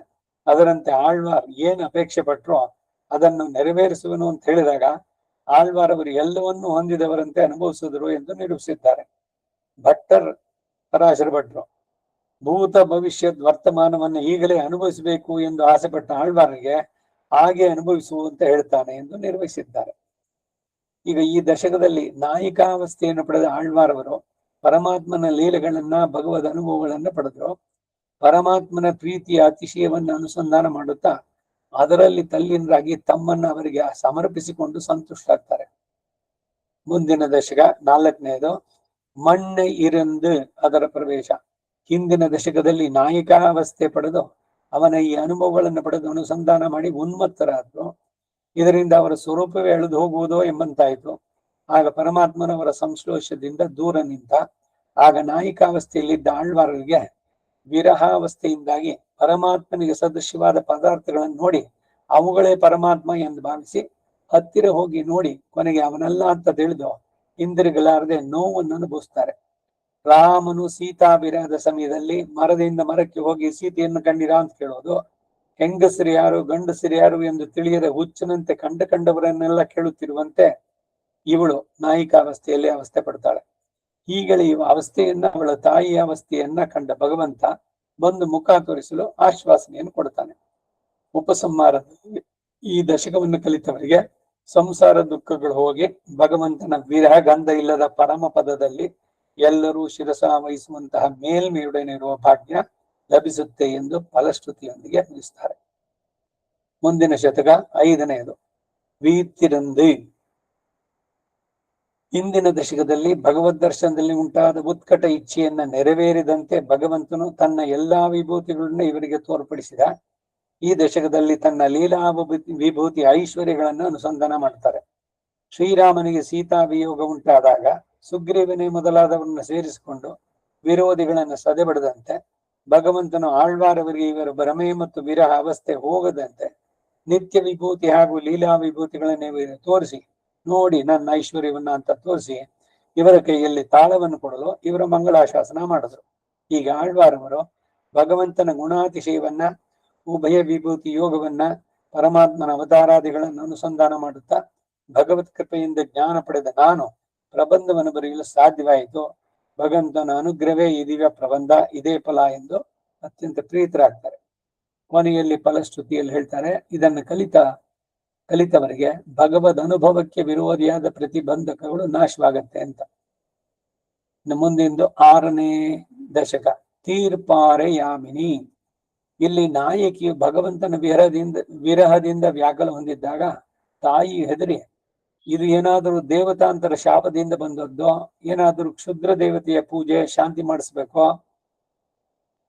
ಚೆಂಜೋರಂ ಕೆಂಪು ಮೋಹ ಅಣ್ಣ ಕಪ್ಪಣ್ಣ ಇದನ್ನೆಲ್ಲ ತಂದು ಅದನ್ನೆಲ್ಲ ಅವರು ಸುತ್ತಿ ಎಲ್ಲ ಅನ್ನ ಸುತ್ತಿ ಹಾಕೋದು ಇದೆಲ್ಲ ಮಾಡಬೇಕು ಅನ್ನೋದು, ಅಲ್ಲಿ ಶಾಂತಿ ಮಾಡಿಸ್ಬೇಕು ಎಂದು ವಿಫುಲಾಗ್ತಾಳೆ. ನಾಯಕಿಯ ಈ ಅವಸ್ಥೆ ನೋಡಿ ಬಂಧುವರ್ಗದವರು ಕೂಡ ದೇವತಾಂತರದಿಂದ ಬಂದದ್ದಾಗಿರ್ಬೋದು, ಏನಾದರೂ ಪರಿಹಾರ ಮಾಡಬೇಕು ಅಂತ ಚಿಂತಿಸ್ತಾ ಇದ್ದಾಗ ಅವಳ ಸಖಿ ಒಬ್ಬಳು, நீங்கள் பார்க்கிறவை இவள் நோக்கு பரிகாரம் அல்லம், விநாசத்துக்கு உடலாம் இத்தனை ஆன பின்பு பகவன் நாம ಸಂಕೀರ್ತನತ್ತಾலும் ಭಾಗವತ ಪಾದ ರೇಣುವಾலும் ಪರಿಹರಿಕ ಪಾರುಂಗೋಳ್. ಅಂದ್ರೆ ನೀವುಗಳು ಉದ್ಯೋಗಿಸಿರುವ ಈ ಕ್ರಮ ಇವಳ ನೋವಿಗೆ ಪರಿಹಾರ ಅಲ್ಲ, ಮಂತ್ರ ತಂತ್ರ ಭೂತೋಚ್ಚಾಟನೆ ಇದು ಬೇಕಿಲ್ಲ, ಇವೆಲ್ಲ ವಿನಾಶಕ್ಕೆ ಕಾರಣ, ಭಾಗವತ ಕೀರ್ತನ ಸೇವನಾದಿಗಳಿಂದ ಪರಿಹರಿಸಬಹುದು ಅಂತ ಈ ದಶಕದಲ್ಲಿ ಪ್ರತಿಪಾದಿಸಿದ್ರು. ಒಂದನೆಯದು 7ನೇ ದಶಕ, ಶೀಲಮಿಲ್ಲ ಶಿರಿಯನೆಯರು. ಭಗವಂತನ ನಾಮ ಸಂಕೀರ್ತನ ಈ ವಿರಹ ಅವಸ್ಥೆಗೆ ಅಮೃತ ಸಂಜೀವಿನಿ ಅಂತ ಸಖಿ ಹೇಳಲು, ವರ್ಷೇಣ ಬೀಜಂ ಪ್ರತಿ ಸಂಜಹರ್ಷ ಎಂಬಂತೆ ಮಳೆ ಬಿದ್ದರೆ ಎಚ್ಚರಗೊಂಡು ಬೀಜ ಬೆಳೆಯುತ್ತೆ, ಅದರಂತೆ ಭಗವನ್ ನಾಮ ಸಂಕೀರ್ತನೆಯಿಂದ ಆಳ್ವಾರವರು ಎಚ್ಚರಗೊಂಡ್ರು. ಎಚ್ಚರಗೊಂಡ ನಂತರ ಪರಮಾತ್ಮನ ವಿರಹ ಉಂಟಾಯಿತು, ಆರ್ತಿಯಿಂದ ಕೂಗೋದು ಇವೇ ಮೊದಲಾದ ಅವಸ್ಥೆಗಳು ಉಂಟಾದವು. ದಿವ್ಯ ಮಂಗಳ ವಿಗ್ರಹದ ಸಾಕ್ಷಾತ್ಕಾರವನ್ನು ಪಡೆಯುವುದಕ್ಕಾಗಿ ಅಹೋರಾತ್ರಿ ಪರಮಾತ್ಮನನ್ನ ಪ್ರಾರ್ಥಿಸ್ತಾರೆ. ಕೊನೆಗೆ ಜ್ಞಾನ ದೃಷ್ಟಿಯನ್ನು ಅನುಗ್ರಹಿಸಿದ ಆಳ್ವಾರವರು ಅದನ್ನು ಅನುಭವಿಸಿ, ಇದು ಸಾಲದು ಒಂದು ಪಾಪಿಯಾದ ನಾನು ನಿನ್ನನ್ನು ಕಾಣಲಾರೆ, ಆದರೂ ಅಪರಿಚ್ಛಿನ್ನ ಜ್ಞಾನಮೂರ್ತಿಯಾಗಿಯೂ ವೇದ ಪ್ರತಿಪಾದ್ಯನೂ ಆದಂತ ನಿನ್ನನ್ನ ನನ್ನ ಜ್ಞಾನ ದೃಷ್ಟಿಯಿಂದ ಕಂಡು ಸಂಶ್ಲೇಷ ಮಾಡ್ತಾ ಇದ್ದೇನೆ, ನಿನ್ನನ್ನು ಮರೆಯಲು ಸಾಧ್ಯವಿಲ್ಲ, ನಾನು ಹೇಗೆ ಜೀವಿಸ್ಲಿ, ನನಗೆ ನಿನ್ನ ಸಾಕ್ಷಾತ್ ದರ್ಶನವೇ ಬೇಕು ಎಂದು ಅವಲತ್ತುಕೊಳ್ತಾರೆ. ಕೊನೆಯಲ್ಲಿ ಈ ದಶಕವನ್ನು ಪಡಿಸಿದವರು ಪರಮಪದವನ್ನು ಸೇರ್ತಾರೆ ಎಂದು ಫಲವನ್ನು ಹೇಳಿದ್ದಾರೆ ಫಲಶ್ರುತಿ. 8ನೇ ದಶಕ, ಏರಾಳು ಇರೆಯೋನು. ಇಂದಿನ ದಶಕದಲ್ಲಿ ನಾಯಕ ಅವಸ್ಥೆಯ ಆಳ್ವಾರವರು ತಮ್ಮ ಆಕಾಂಕ್ಷೆ ನೆರವೇರದೇ ಇರುವುದರಿಂದ ಖಿನ್ನ ಮನಸ್ಕರಾಗಿ ಭಗವಂತನ ದಿವ್ಯ ದರ್ಶನ ಇಲ್ಲದಿದ್ಮೇಲೆ ಈ ದೇಹದಿಂದ ಏನ್ ಪ್ರಯೋಜನ, ಮನಸ್ಸು ಶರೀರ ಜ್ಞಾನ ಆತ್ಮಾದಿಗಳೆಲ್ಲವೂ ವ್ಯರ್ಥ, ಅಸುರ ಸಂಘಗಳನ್ನ ಪುಡಿ ಪುಡಿಯಾಗುವಂತೆ ನಾಶಪಡಿಸಿದಂತ ದಿವ್ಯಾಯುಧಗಳನ್ನು ಧರಿಸಿದ ಸ್ವಾಮಿಗೆ ಪ್ರಿಯವಾಗದೇ ಇರುವ ಈ ಶರೀರದಿಂದ ಏನು ಪ್ರಯೋಜನ ಎಂದು ಗೋಳಾಡ್ತಾರೆ. ಈ ಅರಿವು ನಮಗೂ ಉಂಟಾಗ್ಬೇಕು. ಎಂದಿಗೆ ಯಾವುದು ನಿನ್ನ ದರ್ಶನ, ಇಲ್ದಿದ್ರೆ ನನ್ನ ಜೀವನ ವ್ಯರ್ಥವಾಗುತ್ತಲ್ಲ, ವ್ಯರ್ಥವಾಗದಿರಲಿ ಬದುಕು ಅಂತ ಭಗವಂತನನ್ನ ತೀವ್ರವಾಗಿ ಪ್ರಾರ್ಥನೆ ಮಾಡಬೇಕಾದ್ದು. 9ನೇ ದಶಕ, ನನ್ನಾಧಾರ. ದೇಹ ಬೇಡ, ಆತ್ಮ ಬೇಡ, ಪುರುಷಾರ್ಥವು ಬೇಕು ಅಂದ್ರೆ ನಿನ್ನ ಸಂಕಲ್ಪವು ಬೇಕಾಗಿರುವಂತೆ ಅದು ಮುಗಿಯುವವರೆಗೂ ಇರಲೇಬೇಕು. ಸಂಸಾರಿಗಳ ನಡುವೆ ಇರುವ ಕ್ಲೇಶವನ್ನು ಮೊದಲು ಹೋಗಲಾಡಿಸ್ಬೇಕು. ಈಗ ನಮ್ಗೇನು ಬೇಡ, ನಾವು ಇಮಿಡಿಯೇಟ್ ಬಿಟ್ಬಿಡ್ತೀವಿ ಅಂದ್ರೆ ಆಗತ್ತೇನು, ಇರ್ಬೇಕದು, ಬೈಕೆ ಇಲ್ಲ ಅಂತಲ್ಲ, ಆದ್ರೆ ಶರೀರ 8 ದಿವಸ ಇರ್ಬೇಕು, ಅದಿರ್ಲೇಬೇಕಲ್ಲ. ಅದು ಆಳ್ವಾರವರಿಗೆ ಸಂಸಾರವನ್ನು ಕಂಡು ತಮ್ಮ ದುಃಖವನ್ನು ಮರೆತರು. ಸರ್ವಶಕ್ತನಾದ ಭಗವಂತನ ನೋಡಿ ಅವರ ಮನಸ್ಸಿನಲ್ಲಿ ಯೋಚಿಸಿದ್ರು, ಸತ್ಯ ಸಂಕಲ್ಪ, ಸರ್ವಜ್ಞ, ಸರ್ವಾಪರಾಧ ಸಹ, ಸರ್ವ ನಿಯಂತ ಅಂತವನು ಈ ಸಂಸಾರಿಗಳು ಕೇಶ ಪಡ್ತಿದ್ದವನ್ನ ಸಹಿಸಿಕೊಳ್ತಿದ್ದಾನೋ. ತಕ್ಷಣ ಅಯ್ಯೋ ಇದೇನು, ನಾನೇನು ರಾಜನೇ, ಇದು ನನ್ನ ನಾಡೆ ಎಂದು ಚಿಂತಿಸಿ ಭಗವಂತನ ಚರಣ ಕಮಲಗಳನ್ನು ಆಶ್ರಯಿಸಿ, ನೀ ಸರ್ವೇಶ್ವರನಾಯ್ ಪರಮ ಕೃಪಾವಾನಾಯ್ ಪ್ರಾಪ್ತನುಮಾಯ್ ಇವತ್ತಿನ ಕ್ಲೇಶம் அறிந்து ಪರಿಹರಕ್ಕೆ ಕೀಡಾನ ಜ್ಞಾನ ಶಕ್ತಿಯೈ ಉಡೆಯುಮಾಯ್ ಇರುಕ್ಕ. ಅಂದ್ರೆ ನಿನಗೆ ಇವರುಗಳ ದುಃಖವನ್ನು ಹೋಗಲಾಡಿಸುವ ಶಕ್ತಿ ಇದೆ, ಹೀಗಿದ್ರು ನೀನು ಸುಮ್ಮನಿದ್ದೀಯಲ್ಲ, ಇವರನ್ನು ಉದ್ಧಾರ ಮಾಡುವಂತ ಪ್ರಾರ್ಥಿಸಿದ್ರು. ಆಗ ಭಗವಂತನು ನಮ್ಮಿಂದೇನು ಮಾಡಲಾಗೋದಿಲ್ಲ, ನೀವಿದನ್ನು ಬಿಟ್ಬಿಡಿ ಅಂತ ಸಮಾಧಾನ ಮಾಡ್ತಾನೆ. ನಂತರ ಐಶ್ವರ್ಯಾದ ಕ್ಷುದ್ರ ಪುರುಷಾರ್ಥಗಳನ್ನ ಲೋಕಾನುಭವಗಳನ್ನ ತ್ಯಜಿಸಿ ಪರಮ ಪದವನ್ನು ಸೇರಿ ಭಗವತ್ ಕೈಂಕರ್ಯವನ್ನು ಮಾಡಲು ಇಚ್ಛಿಸಿ ಅನುಗ್ರಹಿಸುವಂತೆ ಪರಮಾತ್ಮನನ್ನು ಬೇಡ್ತಾರೆ. ಪರಮಾತ್ಮನ ಇವರ ವ್ಯಸನವೆಲ್ಲ ತೀರುವಂತೆ ಪರಮ ಪದದಲ್ಲಿ ಇದ್ದ ಸ್ಥಿತಿಯನ್ನ ಭಗವಂತ ಅನುಗ್ರಹಿಸಿದಾಗ ಇದನ್ನು ಅನುಭವಿಸಿದ ಭಾಗ್ಯ ಬಂತು ಎಂದು ಹಿರಿ ಹೆಗ್ಗುತ್ತಾರೆ. ನಿಗಮದಲ್ಲಿ ಫಲಶ್ರುತಿ. ಈ ದಶಕವನ್ನು ಯಾರು ಅಭ್ಯಾಸ ಮಾಡ್ತಾರೋ ಅವರು ಶ್ರೀಯಪತಿಯ ಚರಣ ಕಮಲವನ್ನು ಸೇರ್ತಾರೆ. ಇನ್ನು 10ನೇ ದಶಕ, ಒಂಡ್ರುಂ ದೇವಂ. ನಾನಾ ರೀತಿಗಳಿಂದ ದೇವತಾಂತ್ರಗಳಲ್ಲಿ ಪರತ್ವ ಶಂಕೆಯನ್ನು ಆರೋಪಿಸಿ ಅವುಗಳನ್ನು ನಿದರ್ಶನ ಪೂರ್ವಕವಾಗಿ ಹೋಗಲಾಡಿಸಿ ಯಾರು ಯಾರು ದೇವತಾಂತ್ರ ಉಪಾಸಕರಾಗಿದ್ದಾರೋ ಅವರಿಗೆ ಅವರ ದೋಷಗಳನ್ನೆಲ್ಲ ವಿವರಿಸಿ ಸಕಲ ದೇವತೆಗಳಿಂದಲೂ ಸೇವಿನಾಗಿ ಅವರಿಗೆಲ್ಲ ಶಿಕ್ಷಣಗಿರುವ ಭಗವಂತನ ಪಾದಾರವಿಂದಗಳ ಸಾನ್ನಿಧ್ಯವೇ ಎಲ್ಲಕ್ಕಿಂತ ಮೇಲು, ಅದೇ ಪರಮ ಪುರುಷಾರ್ಥ ಎಂದು ಪ್ರತಿಪಾದಿಸಿದ್ದಾರೆ. ಆದಿನಾಥ ಅರ್ಚಾಮೂರ್ತಿಯ ಪರಾತ್ಪರ ವಸ್ತು ಅಂತ ತಿಳಿಸಿದ್ದಾರೆ. ಫಲಶ್ರುತಿಯಲ್ಲಿ ಮಾರನೆಂಬ ಅಭಿಧಾನವುಳ್ಳ ಶಠಾರಿ ಮುನಿವರು ರಚಿಸಿದ ಗಾನರೂಪವಾದ 1000 ಹಾಡುಗಳ ತಿರುವಾಯಿಮಳಿಯಲ್ಲಿ ಈ ದಶಕವನ್ನು ಬಲ್ಲವರಿಗೆ ಸಾಕ್ಷಾತ್ ವೈಕುಂಠವೇ ಹಸ್ತಗತವಾದತ್ತೆ ಅಂತ ತಿಳಿಸಿದ್ರು. ಹೀಗೆ 4ನೇ ಶತಕದಲ್ಲಿ ಪ್ರಾಪ್ಯ ಪ್ರಾಪಕಗಳನ್ನ ತಾವು ನಾಯಿಕಾವಸ್ಥೆಯನ್ನ ಆಶ್ರಯಿಸಿ ಅವನ ಪ್ರಾಪ್ಯನು ಶರಣಾಗತಿಯ ಉಪಾಯ, ಅದೇ ಪ್ರಾಪಕ, ಭಗವಂತನ ಕಲ್ಯಾಣ ಗುಣಗಳ ಚಿಂತನೆಯ ಉಪಾಯ, ಇದು ಫಲವಾಗಿದೆ, ಉಪಾಸನಾ ಕಾಲದಲ್ಲಿ ಅದರ ಫಲಾನುಭವವನ್ನು ಉಂಟು ಮಾಡುತ್ತೆ ಅಂತ ಪ್ರತಿಪಾದಿಸಿದ್ದಾರೆ. ಭಗವಂತನ ಕಲ್ಯಾಣ ಗುಣಗಳನ್ನ, ರಸಮಯವಾದ ಶ್ರೀ ಸೂಕ್ತಿಗಳ ಅತಿಶಯವಾದ ಅನುಭವಗಳನ್ನ, ಧ್ವನ್ಯರ್ಥಗಳನ್ನ ಆಳ್ವಾರವರು ಅನುಭವಿಸಿದ ಅವರ ಅಂತರಂಗವನ್ನು ಪ್ರಕಾಶಪಡಿಸಿದೆ. ಭವ್ಯವಾದ ತಿರುವಾಯಿಮಳಿಗೆ ಅನೇಕ ಪೂರ್ವಾಚಾರ್ಯಗಳು ವ್ಯಾಖ್ಯಾನ ರಚಿಸಿದ್ರು. ಅವುಗಳಲ್ಲೆಲ್ಲ ವಿಸ್ತಾರವಾಗಿಯೂ ಪರಮ ಕಾರುಣಿಕರಾದ ನಂಬಿಳ್ಳೆಯವರ ಕಾಲಕ್ಷೇಪದಲ್ಲಿ ಅನುಗಿಸಿದ 710,000 ಇದನ್ನ ಯಥಾವತ್ತಾಗಿ ಬರೆದು ಉಪಕಾರ ಮಾಡಿದ ಇವರ ಶಿಷ್ಯರಾದ ವಡಕ್ಕು ತಿರುವಿದು ಪಿಳ್ಳೆ ಇದನ್ನು ನೋಡಿ ನಂಬಿಳ್ಳೆಯವರು ವಾಚನ ಮಾಡಿ ಇದು ಕಾಲಕ್ಷೇಪಕ್ಕೆ ಯೋಗ್ಯವಾದದ್ದು ಅಂತ ಅನುಗ್ರಹಿಸಿದರು. ಮೇಲುಕೋಟೆಯವರೇ ಆದಂತಹ ವರಕವಿ ಡಾಕ್ಟರ್ ಪೂತಿ ನರಸಿಂಹಾಚಾರ್ ಮೊದಲನೇ ಸಂಪುಟದ ಮುನ್ನುಡಿಯಲ್ಲಿ ತಿರುವಾಯಿಮಳಿ ಬಗ್ಗೆ ಈ ರೀತಿ ಬರೆದಿದ್ದಾರೆ. ನಮ್ಮಾಳವರ ತಿರುವಾಯಿಮಳಿ ಒಂದು ದಿವ್ಯ ರಸಸಾಗರ. ಪಲ್ವಲಗಳಲ್ಲಿ ಹೆಜ್ಜೆಗಳು ಏಳುವುದಿಲ್ಲವೇ? ರಾಮಾನುಜರಂತಹ ಮಹಾಯತಿಗಳು ಅದರಲ್ಲಿನ ತಾತ್ವಿಕ ಚಿಂತನ ಮತ್ತು ದರ್ಶನ ತರಂಗಗಳಿಂದ ಮೋಹಿತರಾಗಿದ್ದಾರೆ ಎಂದ ಬಳಿಕ ಮತ್ತಾವ ಮಾತುಗಳು ತಾನೇ ಅದರ ಮಹತ್ವವನ್ನು, ಆಳ, ವಿಸ್ತಾರಗಳನ್ನ, ರಸದ ರುಚಿಯನ್ನು ಬಣ್ಣಿಸಲು ಬಲ್ಲವು. ಶಕ್ತಿಯುಳ್ಳವರು ಅದರಲ್ಲಿ ಮುಳುಗಿ ಮುತ್ತುರತ್ನಗಳನ್ನು ಎತ್ಕೊಳ್ತಾರೆ. ನಮ್ಮಂತ ಮೇಲು ನೋಟ ತೇಲು ನೋಟದ ಕವಿತಾ ಪ್ರಿಯರಿಗೂ ನಮ್ಮಾಳ್ವಾರ್ ಅವರ ಸುತ್ತಿಗಳು ಬಹಳ ಸುಂದರವಾಗಿ ಕಂಗೊಳಿಸುತ್ತವೆ, ದೀಪ್ತಿಯಿಂದ ಕಂಗಳನ್ನು ಕೋರೈಸುತ್ತವೆ.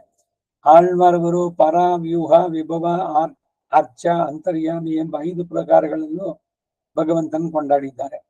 ಅಲ್ಲಿ ಅಲಂಕಾರಿಕರು ಬಯಸುವ ಎಲ್ಲ ಗುಣಗಳು, ರಸಗಳು ಗೋಚರಿಸುತ್ತೆ. ಈ ಪಾಶರುಗಳಲ್ಲಿ ಪ್ರಾಪ್ಯ ಪ್ರಾಪಕ ವಿರಹದ ಅನುಪಮ ವರ್ಣನೆ ಇದೆ. ಪ್ರಾಪ್ಯ ಪ್ರಾಪ್ತಾನಂದದ ಉದ್ದೇಶ ಇದೆ. ಅರ್ಚಾವತಾರಗಳ ವರ್ಣನೆಗಳಲ್ಲಿ ಅವರ ಮೂರ್ತಿಗಳ ಸೌಂದರ್ಯವನ್ನು ಗ್ರಹಿಸುವ ಬಗೆಯೇ ಬೇರೆ, ನಮ್ಮಂತ ಸಾಮಾನ್ಯರದೇ ಬೇರೆ. ನಾವು ಮೂರ್ತಿಯ ಶೈಲ್ಪಿಕ ಸೌಷ್ಠವನ್ನ, ಆಭರಣ, ದುಕೂಲಗಳ ಚಂದವನ್ನ ನೋಡಿ ಆನಂದಿಸಿದ್ರೆ ಆಳ್ವಾರವರು ಪರಂಜ್ಯೋತಿಯ ದಿವ್ಯ ತೇಜಸ್ಸಿನ ಉಕ್ಕುವಿಕೆಯನ್ನು ಕಾಣುತ್ತಾರೆ.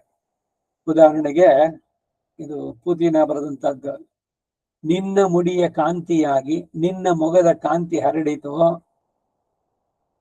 ಅಡಿಯ ಹೊಗರು ನೀನು ನಿಂತ ಕಮಲವಾಗಿ ಅರಳಿತೋ, ನಿನ್ನ ಮೈಯ ಹೊನ್ನ ಹೊಗರು ನೀನು ಧರಿಸಿಕೊಂಡಿರುವಿ ಹೊನ್ನ ದುಕೂಲವಾಯಿತೋ, ಒಡವೆಯಾಯಿತು ಅಂತ 3:1 ಮತ್ತೊಂದು ಆಶ್ಚರ್ಯಕರವಾದ ಭಾಷರ ಸಾಯುಜ್ಯವನ್ನೇ ವರ್ಣಿಸುವಂತ ಇದೆ. ತಾ ಬಳಿದುಕೊಂಡಿರುವ ಗಂಧವೆಣ್ಣೆಯ ಮನ ತಾನು ಧರಿಸಿಹ ಮಾಲೆ ಎನ್ನ ಮಾತು, ಹುಟ್ಟಿ ಹೊಂದುಗುಲವೋ ಎನ್ನ ಮಾತಿನ ಸರಣಿ, ನಾ ಮುಗಿಯುವ ಕೈಗಳೇ ಹೊಳೆಯುವ ಒಡವೆ ಎನ್ನಪ್ಪ ಎನ್ನುಡೆಯ ಏಕೈಕ ಮೂರ್ತಿಗೆ ಜಗವನ್ನೆಲ್ಲವನ್ನು ಉಂಡು ಉಗುಳುವವಗೆ. 4:3 ಅದರ ಅನುವಾದ. ಮತ್ತು ನಮ್ಮೂರ ದೈವಕ್ಕೆ ಸಂಬಂಧಪಟ್ಟದ್ದು ಯಾರು? ಮೇಲ್ಕೋಟೆ ತಿರುನಾರಾಯಣ. ಚೆಲುವ ನಾರಾಯಣ ಎಂಬ ಸೊಲ್ಲೆನ್ನ ಕಿವಿ ಸೋಕೆ ಸಾಕು, ಮಳನೆ ಕಣ್ಣ ಹನಿಯು ಉದುರುವುದು ಹುಡುಕುವೆನು ಸೋಜಿಗವಿದು, ನಲುಮೆ ಇರಳು ಒಳಗಂತೆ ಹಗಲುಳೋ ಎಡಬಿಡದಂತೆ ಒಡಗೂಡುತ್ತ, ಒಲುಮೆಯಂದಿ ಪೂರ್ಣ ನೆನ್ನ ಬಿಡದಿರುವನೈ ನನ್ನ ನಂಬಿ. 1:8. ಪ್ರಾಪ್ಯ ಪ್ರಾಪ್ತಾನಂದದ ವರ್ಣನೆಯಂತೂ ಭಾಷಾಂತರದಲ್ಲೂ ತನ್ನ ತೀವ್ರತೆಯನ್ನು ಕಳೆದುಕೊಳ್ಳುವುದಿಲ್ಲ. ಮುಕ್ತರಾಗಿ ತನ್ನ ದೈವವನ್ನು ಕಂಡ ಆಳ್ವಾರ್ ಅವರಿಗೆ ವರ್ಣಿಸ್ತಾರೆ. ಆಳದಾಚೆ ಮೇಲೆ ಮೇಲೆ ಮೇಲಿನಾಚೆ ಎಲ್ಲ ತುಂಬಿ ಹರಡಿರುವ ಏನು ಮಲ್ಲದಂತ ನೀನೇ ಪರಂಜ್ಯೋತಿ, ಮೀರು ತದನು ಬೆಳಗುವ ಹೆಚ್ಚಳಕ್ಕೂ ಹೆಚ್ಚಿನವನು, ನಿರತಿಶಿಯ ಆನಂದಮಯನು, ನನ್ನ ತುಂಬ ನಿಂತಿಹೆ ನೀ ನನ್ನೆರೆತೆಯೇ ತಣಿಸಿಹೆ ನೀ, ಅರಸುವ ಅಲೆತ ತೀರಿಸಿ. ಮುಕ್ತ ಜೀವ ವೈಕುಂಠವನ್ನು ಸೇರಿದಾಗ ಲೋಕಕ್ಕೆ ಆಗುವ ಆನಂದವು ಅನುಪಮವಾಗಿ ವರ್ಣಿತವಾಗಿದೆ. ಲೋಕದ ಬಯಕೆ ಮತ್ತು ಹಾರೈಕೆಯದು ಇದೆ. ಸುತ್ತುವರಿದ ಆಗಸದಿ ಸಾಲ್ಗಟ್ಟು ನಿಂತಿರುವ ಮುಗಿಲುಗಳ ತೂರ್ಯಗಳ ಮೊಳಗಿಸಿದವು, ಆಳವಾದ ಅಂಬುದಿಗಳು ತಮ್ಮೆಲೆಯ ಕೈಗಳನ್ನು ಎತ್ತೆತ್ತಿ ಆಡಿದವು ಹರ್ಷದೊಳಗೆ. ದ್ವೀಪ 7 ತಮ್ಮ ಸಿಂಗರದ ಒಳಣಿಗೊಂಡು ಹಬ್ಬದ ಉಬ್ಬಿನೊಳು ಯುದ್ಧವು ಉಲ್ಲಾಸದೆ, ಏಳು ಲೋಕವು ಪೊರೆವ ನಾರಣನ ಭಕ್ತ ಜನ ತವರೂರಿಗೈತರುವ ಪರಿಯ ಕಂಡು. 10:9:1. ನಲವಿಲ್ಲದೆ ಬದುಕಿಲ್ಲ. ಶ್ರೀ ಶಟಗೋಪರ ಈ ಕೆಳಗಣ ಸೂಕ್ತಿ ಭಕ್ತರ ಇಯಲ್ಗೋಷ್ಠಿಯ ಮಹಿಮೆಯನ್ನು ಬಹಳ ಚೆನ್ನಾಗಿ ವರ್ಣಿಸುತ್ತೆ. ಒಳ್ಳಿತಾಯಿತು ಒಳ್ಳಿತಾಯಿತು ಒಳ್ಳಿತಾಯಿತು ನೋಡಿರೈ, ಆತ್ಮ ನಾಶಕ ಶಾಪ ತೊಲಗಿತು, ನರಕ ನಾಶವ ಹೊಂದಿತು, ಜೈಮೆಯೊಂದು ಯಮನಿಗಿಲ್ಲವೋ ಇನ್ನು ನಮ್ಮಿ ನೆಲದೊಳು, ಕಾಡುವಿ ಕಲಿಗಾಲ ಕೆಟ್ಟಿತು, ಕೆಡುಗು ಕೇಡೊದಗಿತು, ಕೆಡುಕಿಗೆ ಕೇಡೊದಗಿತು. ಕಡಲ ಬಣ್ಣದ ನಮ್ಮ ನಾಥನ ಭಕ್ತರಿ ಭೂಮಿಯಳು ನೆರೆಯುತ್ತ, ಅವನ ಕೊಂಡಾಡುತ್ತ ಕುಣಿಯುತ್ತ ಸಾಗುತ್ಯಾರೆಲ್ಲೆಲ್ಲಿಯೂ. 5:2:1. ಪ್ರಕೃತ ಪ್ರಕಾಶನ ಭಗವದ್ ವಿಷಯವನ್ನು ಕುರಿತ ವಾಂಗ್ಮಯ ಅತ್ಯಂತ ವ್ಯಾಪಕವಾಗಿದೆ. ಇದರಲ್ಲಿ 7:36 ಪಡಿ ಅತ್ಯಂತ ಮಹತ್ವವು ಭವ್ಯವಾಗಿದೆ. ಇದೆಲ್ಲವೂ ತಮಿಳಿನಲ್ಲಿರೋದ್ರಿಂದ ತಮಿಳು ಭಾಷೇತರರು ಅಂದ್ರೆ ತಮಿಳು ಭಾಷೆ ಬಿಟ್ಟ ಮಿಕ್ಕವರು ಕೂಡ ಅದರ ಪ್ರಯೋಜನ ಪಡೆಯಲಿ ಅಂತ ಇವುಗಳ ಕನ್ನಡ ಅನುವಾದವನ್ನು ಪ್ರಕಟಿಸುವ ಬೃಹತ್ ಯೋಜನೆಯನ್ನ ಸಂಸ್ಕೃತ ಸಂಶೋಧನಾ ಸಂಸತ್ ಕೈಗೆತ್ತಿಕೊಂಡು ಕನ್ನಡದಲ್ಲಿ ಪ್ರಕಟಿಸುವ ಕಾರ್ಯವನ್ನು ಹೊಂದಿದೆ. ಕಾರ್ಯಭಾರ ಈ ಸಂಪುಟದ ಕನ್ನಡ ಅನುವಾದವನ್ನು ಕೆಲವು ವರ್ಷ ಹಿಂದೆಗಳೇ ಮೇಲುಕೋಟೆಯವರಾದ ವಿಷ್ಣು ಚಿತ್ತದಾಸರೆಂಬ ಮನಿಯರು ಅಪಾರ ಭಕ್ತಿ ಶ್ರದ್ಧೆಯನ್ನು ರಚಿಸಿದ್ರು. ಈ ಅನುವಾದವನ್ನು ಪರಿಷ್ಕರಿಸಿ ಸಂಪಾದಿಸಿ ಪ್ರಕಟಿಸಲಾಗಿದೆ.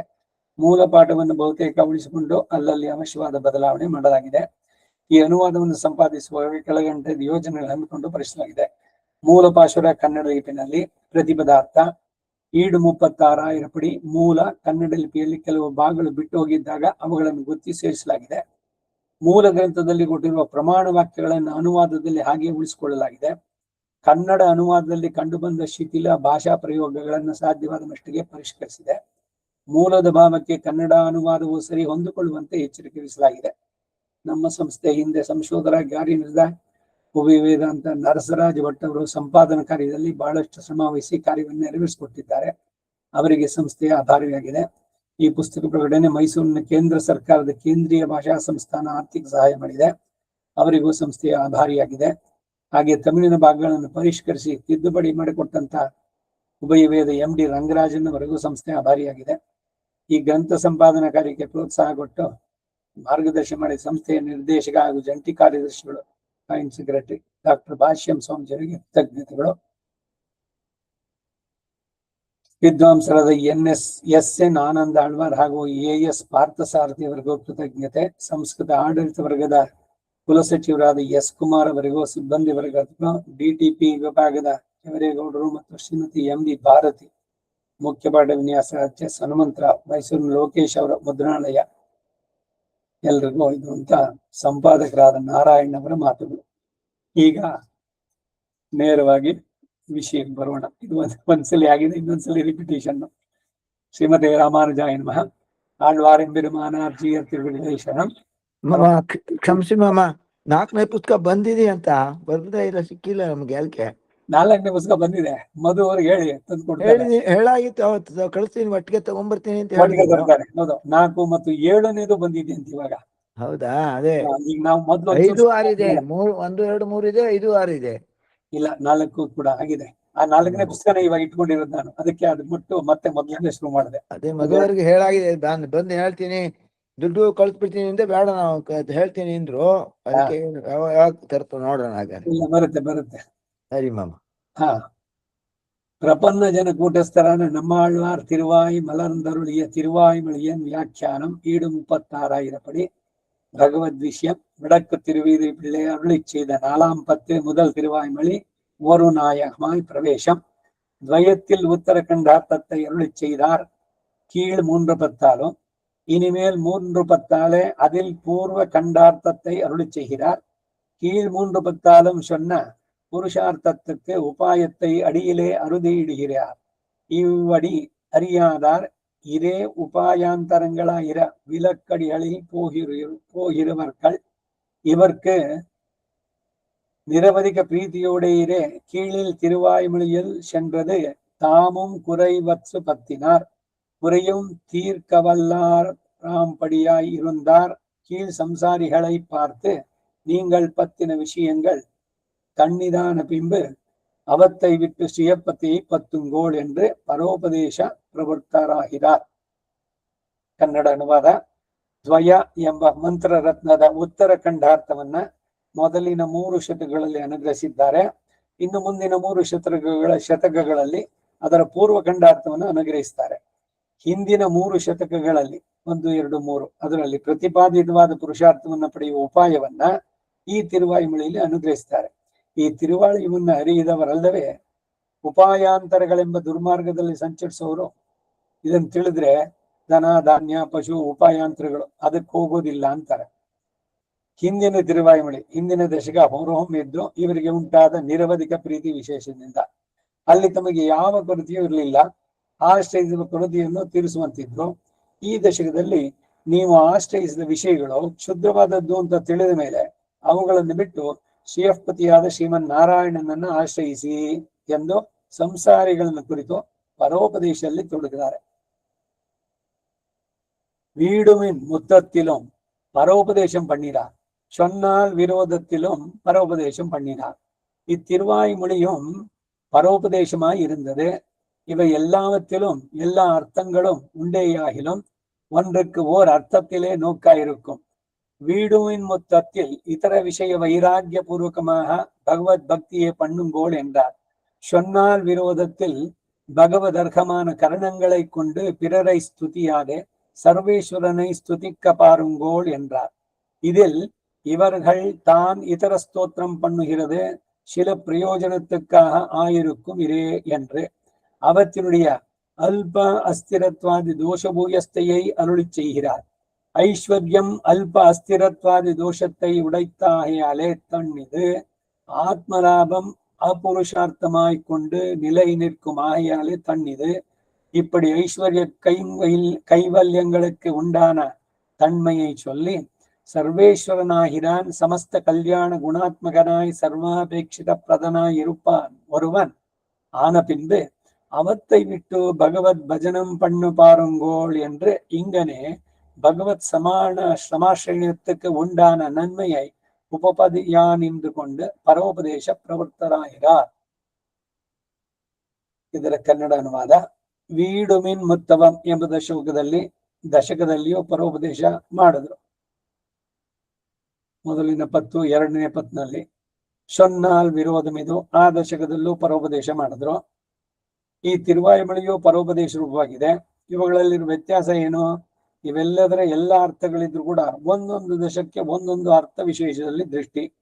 ಇತರ ವಿಷಯಗಳನ್ನ ತ್ಯಾಗ ಮಾಡಿಯೇ ಭಗವಂತನಲ್ಲಿ ಭಕ್ತಿಡಿ ಎಂದ್ರು. ವೀಡುಮೆನ್ ಮತ್ತು ಒಂದು ದಶಕದಲ್ಲಿ ನಿಮ್ಮ ಕರ್ಣಗಳು ಸರ್ವೇಶ್ವರನ್ನೇ ಸ್ತುತಿಸಲು ಯತ್ನಿಸಿ ಎನ್ನುತ್ತಾರೆ.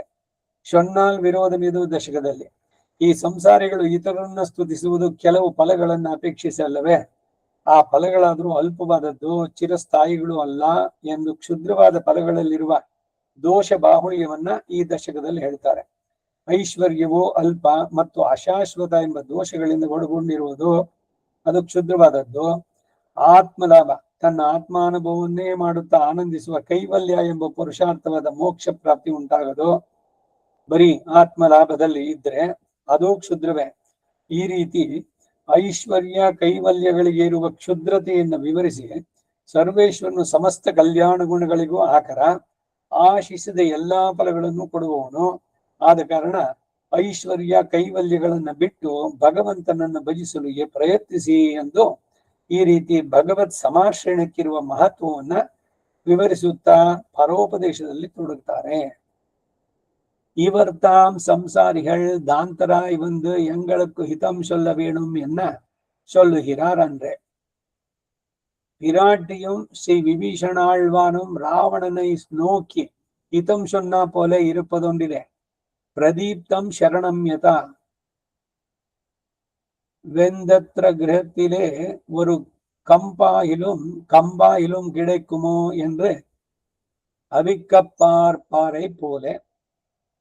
ಮೊದಲ ಪಾಠ ಈ ದಶಕದಲ್ಲಿ ಶಮದಮಾದಿಯುಕ್ತರಾಗಿ ನಮಗೆ ಹಿತೋಪದೇಶ ಮಾಡಿ ಎಂದು ಸಂವಾದಿಗಳು ಇವರನ್ನು ಆಶ್ರಯಿಸಲಿಲ್ಲವಲ್ವೇ? ಆದರೂ ಇವರು ಉಪದೇಶಿದ್ದೇಕೆ? ನಮ್ಮಾಳ್ವಾರ್ ಸಂಸಾರಿಗಳಿಗೆ ಮಾಡಿದ ಉಪದೇಶ ಸೀತಾದೇವಿಯು ವಿಭೀಷಣನು ರಾವಣನಿಗೆ ಮಾಡಿದ ಉಪದೇಶದಂತೆ ಕೇವಲ ಕಾರುಣ್ಯದಿಂದಲೇ ಹೊರಹೊಮ್ಮಿದ ಉಪದೇಶ. ರಾವಣ ಕೇಳದ್, ನಾನು ನನಗೆ ಉಪದೇಶ ಮಾಡು ಅಂತ. ಸೀತೆ ಒಂದು ಕಡ್ಡಿ ಇಟ್ಟು ಹೇಳಿದ್ಲು, ನಿನ್ಗೊಂದು ಒಳ್ಳೆ ಮಾತು ಹೇಳ್ತೀನಿ ಕೇಳು, ನಾನು ಕರ್ಕೊಂಡ್ ಬಂದೆ, ಎಲ್ಲ ಆಯ್ತು, ಮಾಡಿದ ತಪ್ಪು ಅದಕ್ಕೆ ತಲೆದಂಡನೆ, ಪರದಾರ ಪರಿಗ್ರಹಣಕ್ಕೆ ಮರಣದಂಡನೆ. ಈಗಲೂ ಕಾಲ ಮಿಂಚಿಲ್ಲ.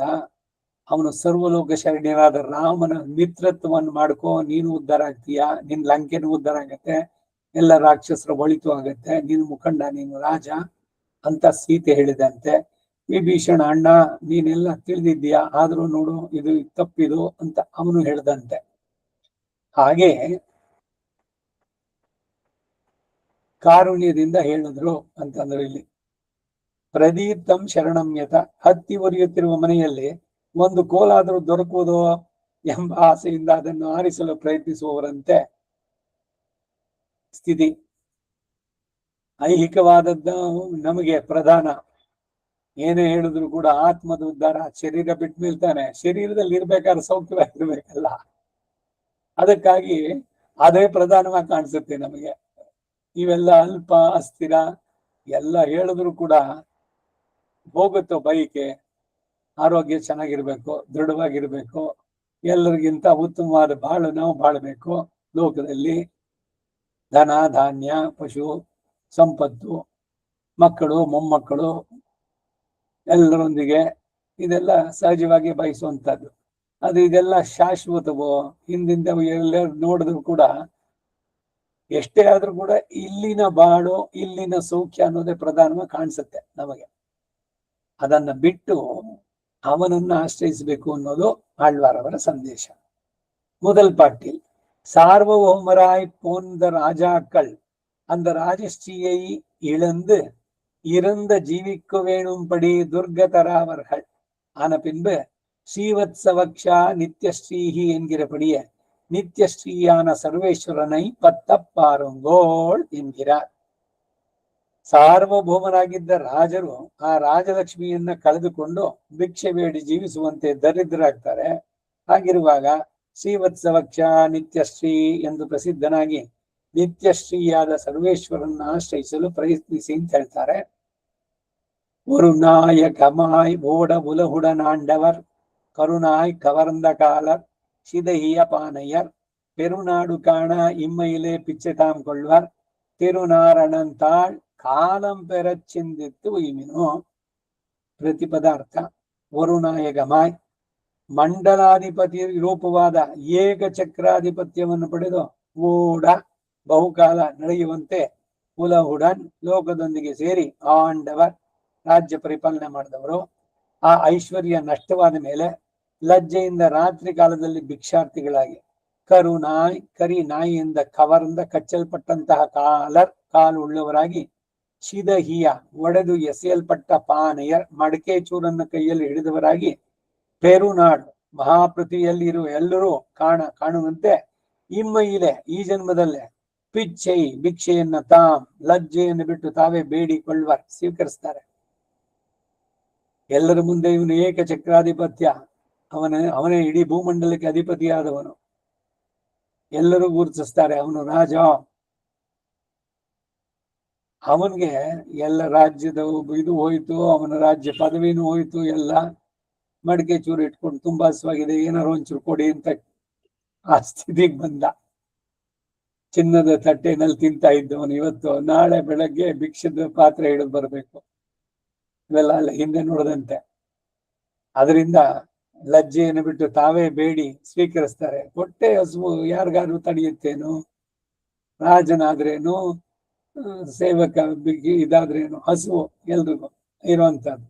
ಹಾಗೆ ಐಶ್ವರ್ಯವು ಈ ಪ್ರಕಾರವಾಗಿ ಅಸ್ಥಿರವಾದದ್ದು. ಇದು ಬಹಳ ಮುಖ್ಯವಾದಂತ ಸಂದೇಶ ಇಲ್ಲಿ. ರಾಜಾದಿರಾಜನಾದವರು ಕೂಡ ಒಂದಾನೊಂದು ಕಾಲಕ್ಕೆ ಮುಂದಿನ ನೆಕ್ಸ್ಟ್ ಡೇಗೇನೆ ಈ ಕ್ಯಾನ್ ಬಿಕಮ್ ಎ ಭಿಕ್ಷುಕ.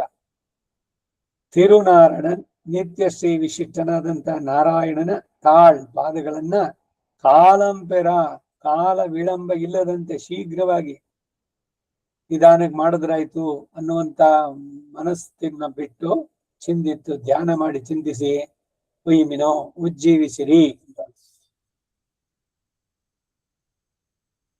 ಈಗ ಈಡು வருணாய ஹமாய் நிலை நில்லாத ஐஸ்வர்யத்தை பத்தி நீர்க்குமிழை போல உடைந்து போகிற மனுஷர் பதிம் விஸ்வசிய என்கிற ஈஸ்வரனுடைய ஐஸ்வர்யத்தை அனுகரிக்கும்படி சொல்லுகிறதிர பௌண்டரக வாசுதேவனை போல ஏகாத பத்திரமாக ஓட இப்படி ஆளுவது எத்தனை காலம் என்றால் நெடுங்காலம். 60,000 ஆண்டு 70,000 ஆண்டு என்கிறபடியே நெடுகா. இப்படி நெடுங்காலம் ஆழ்வது எவ்வளவு எனில் உலகு கடல் சூழ்ந்த பூமி பரப்பு அடங்கலும் மாந்தாது க்ஷேத்திரமுச்சதே என்கிறபடியே முந்திரிகை நிலம் உடையவனைப் போலே ஆயிற்றுள்ளது. உடன் ஆண்டவர் இப்பரப்பில் ஓரிடம் குறை கிடவாதபடி ஆண்டவர் எண்ணுதல் அகாரிய சிந்தா சமகாலமேவா பிராதுர்பவன் சாபதர புரஸ்தாது என்கிறபடியே பாப சிந்தனை பண்ணினார் முன்பே கையும் வில்லுமாய் நின்று நோக்கிக் கொண்டு போந்த கார்த்தி வீரியார்ஜுனாதிகள் படியை பத்தச் சொல்லுதல். இப்படி ஏகாதிபத்தியமாக நெடுநாள் லோகத்தை ஆண்டு போந்தவர்கள் இன்னை என் செய்வர்கள் என்னில் ராஜ்யம் நாம மகாவியாதிகி அச்சிகித்சோ விநாசனः பிராதரம் வா சுதம் வாபே தியஜந்தி கலு பூமிபாக என்கிறபடியே அவத்தை இழந்து கிளேசிப்பர் என்கிறார். மேல் கருணாய் கவர்ந்த காலர் இப்படி நெடுநாள் மதிப்போடே ஜீவித்து போந்தவன் எளிமைப்பட்டு ஜீவிக்கிறது என் ஒரு பட்டினி விடுவோம் என்று இறக்க மாட்டானே.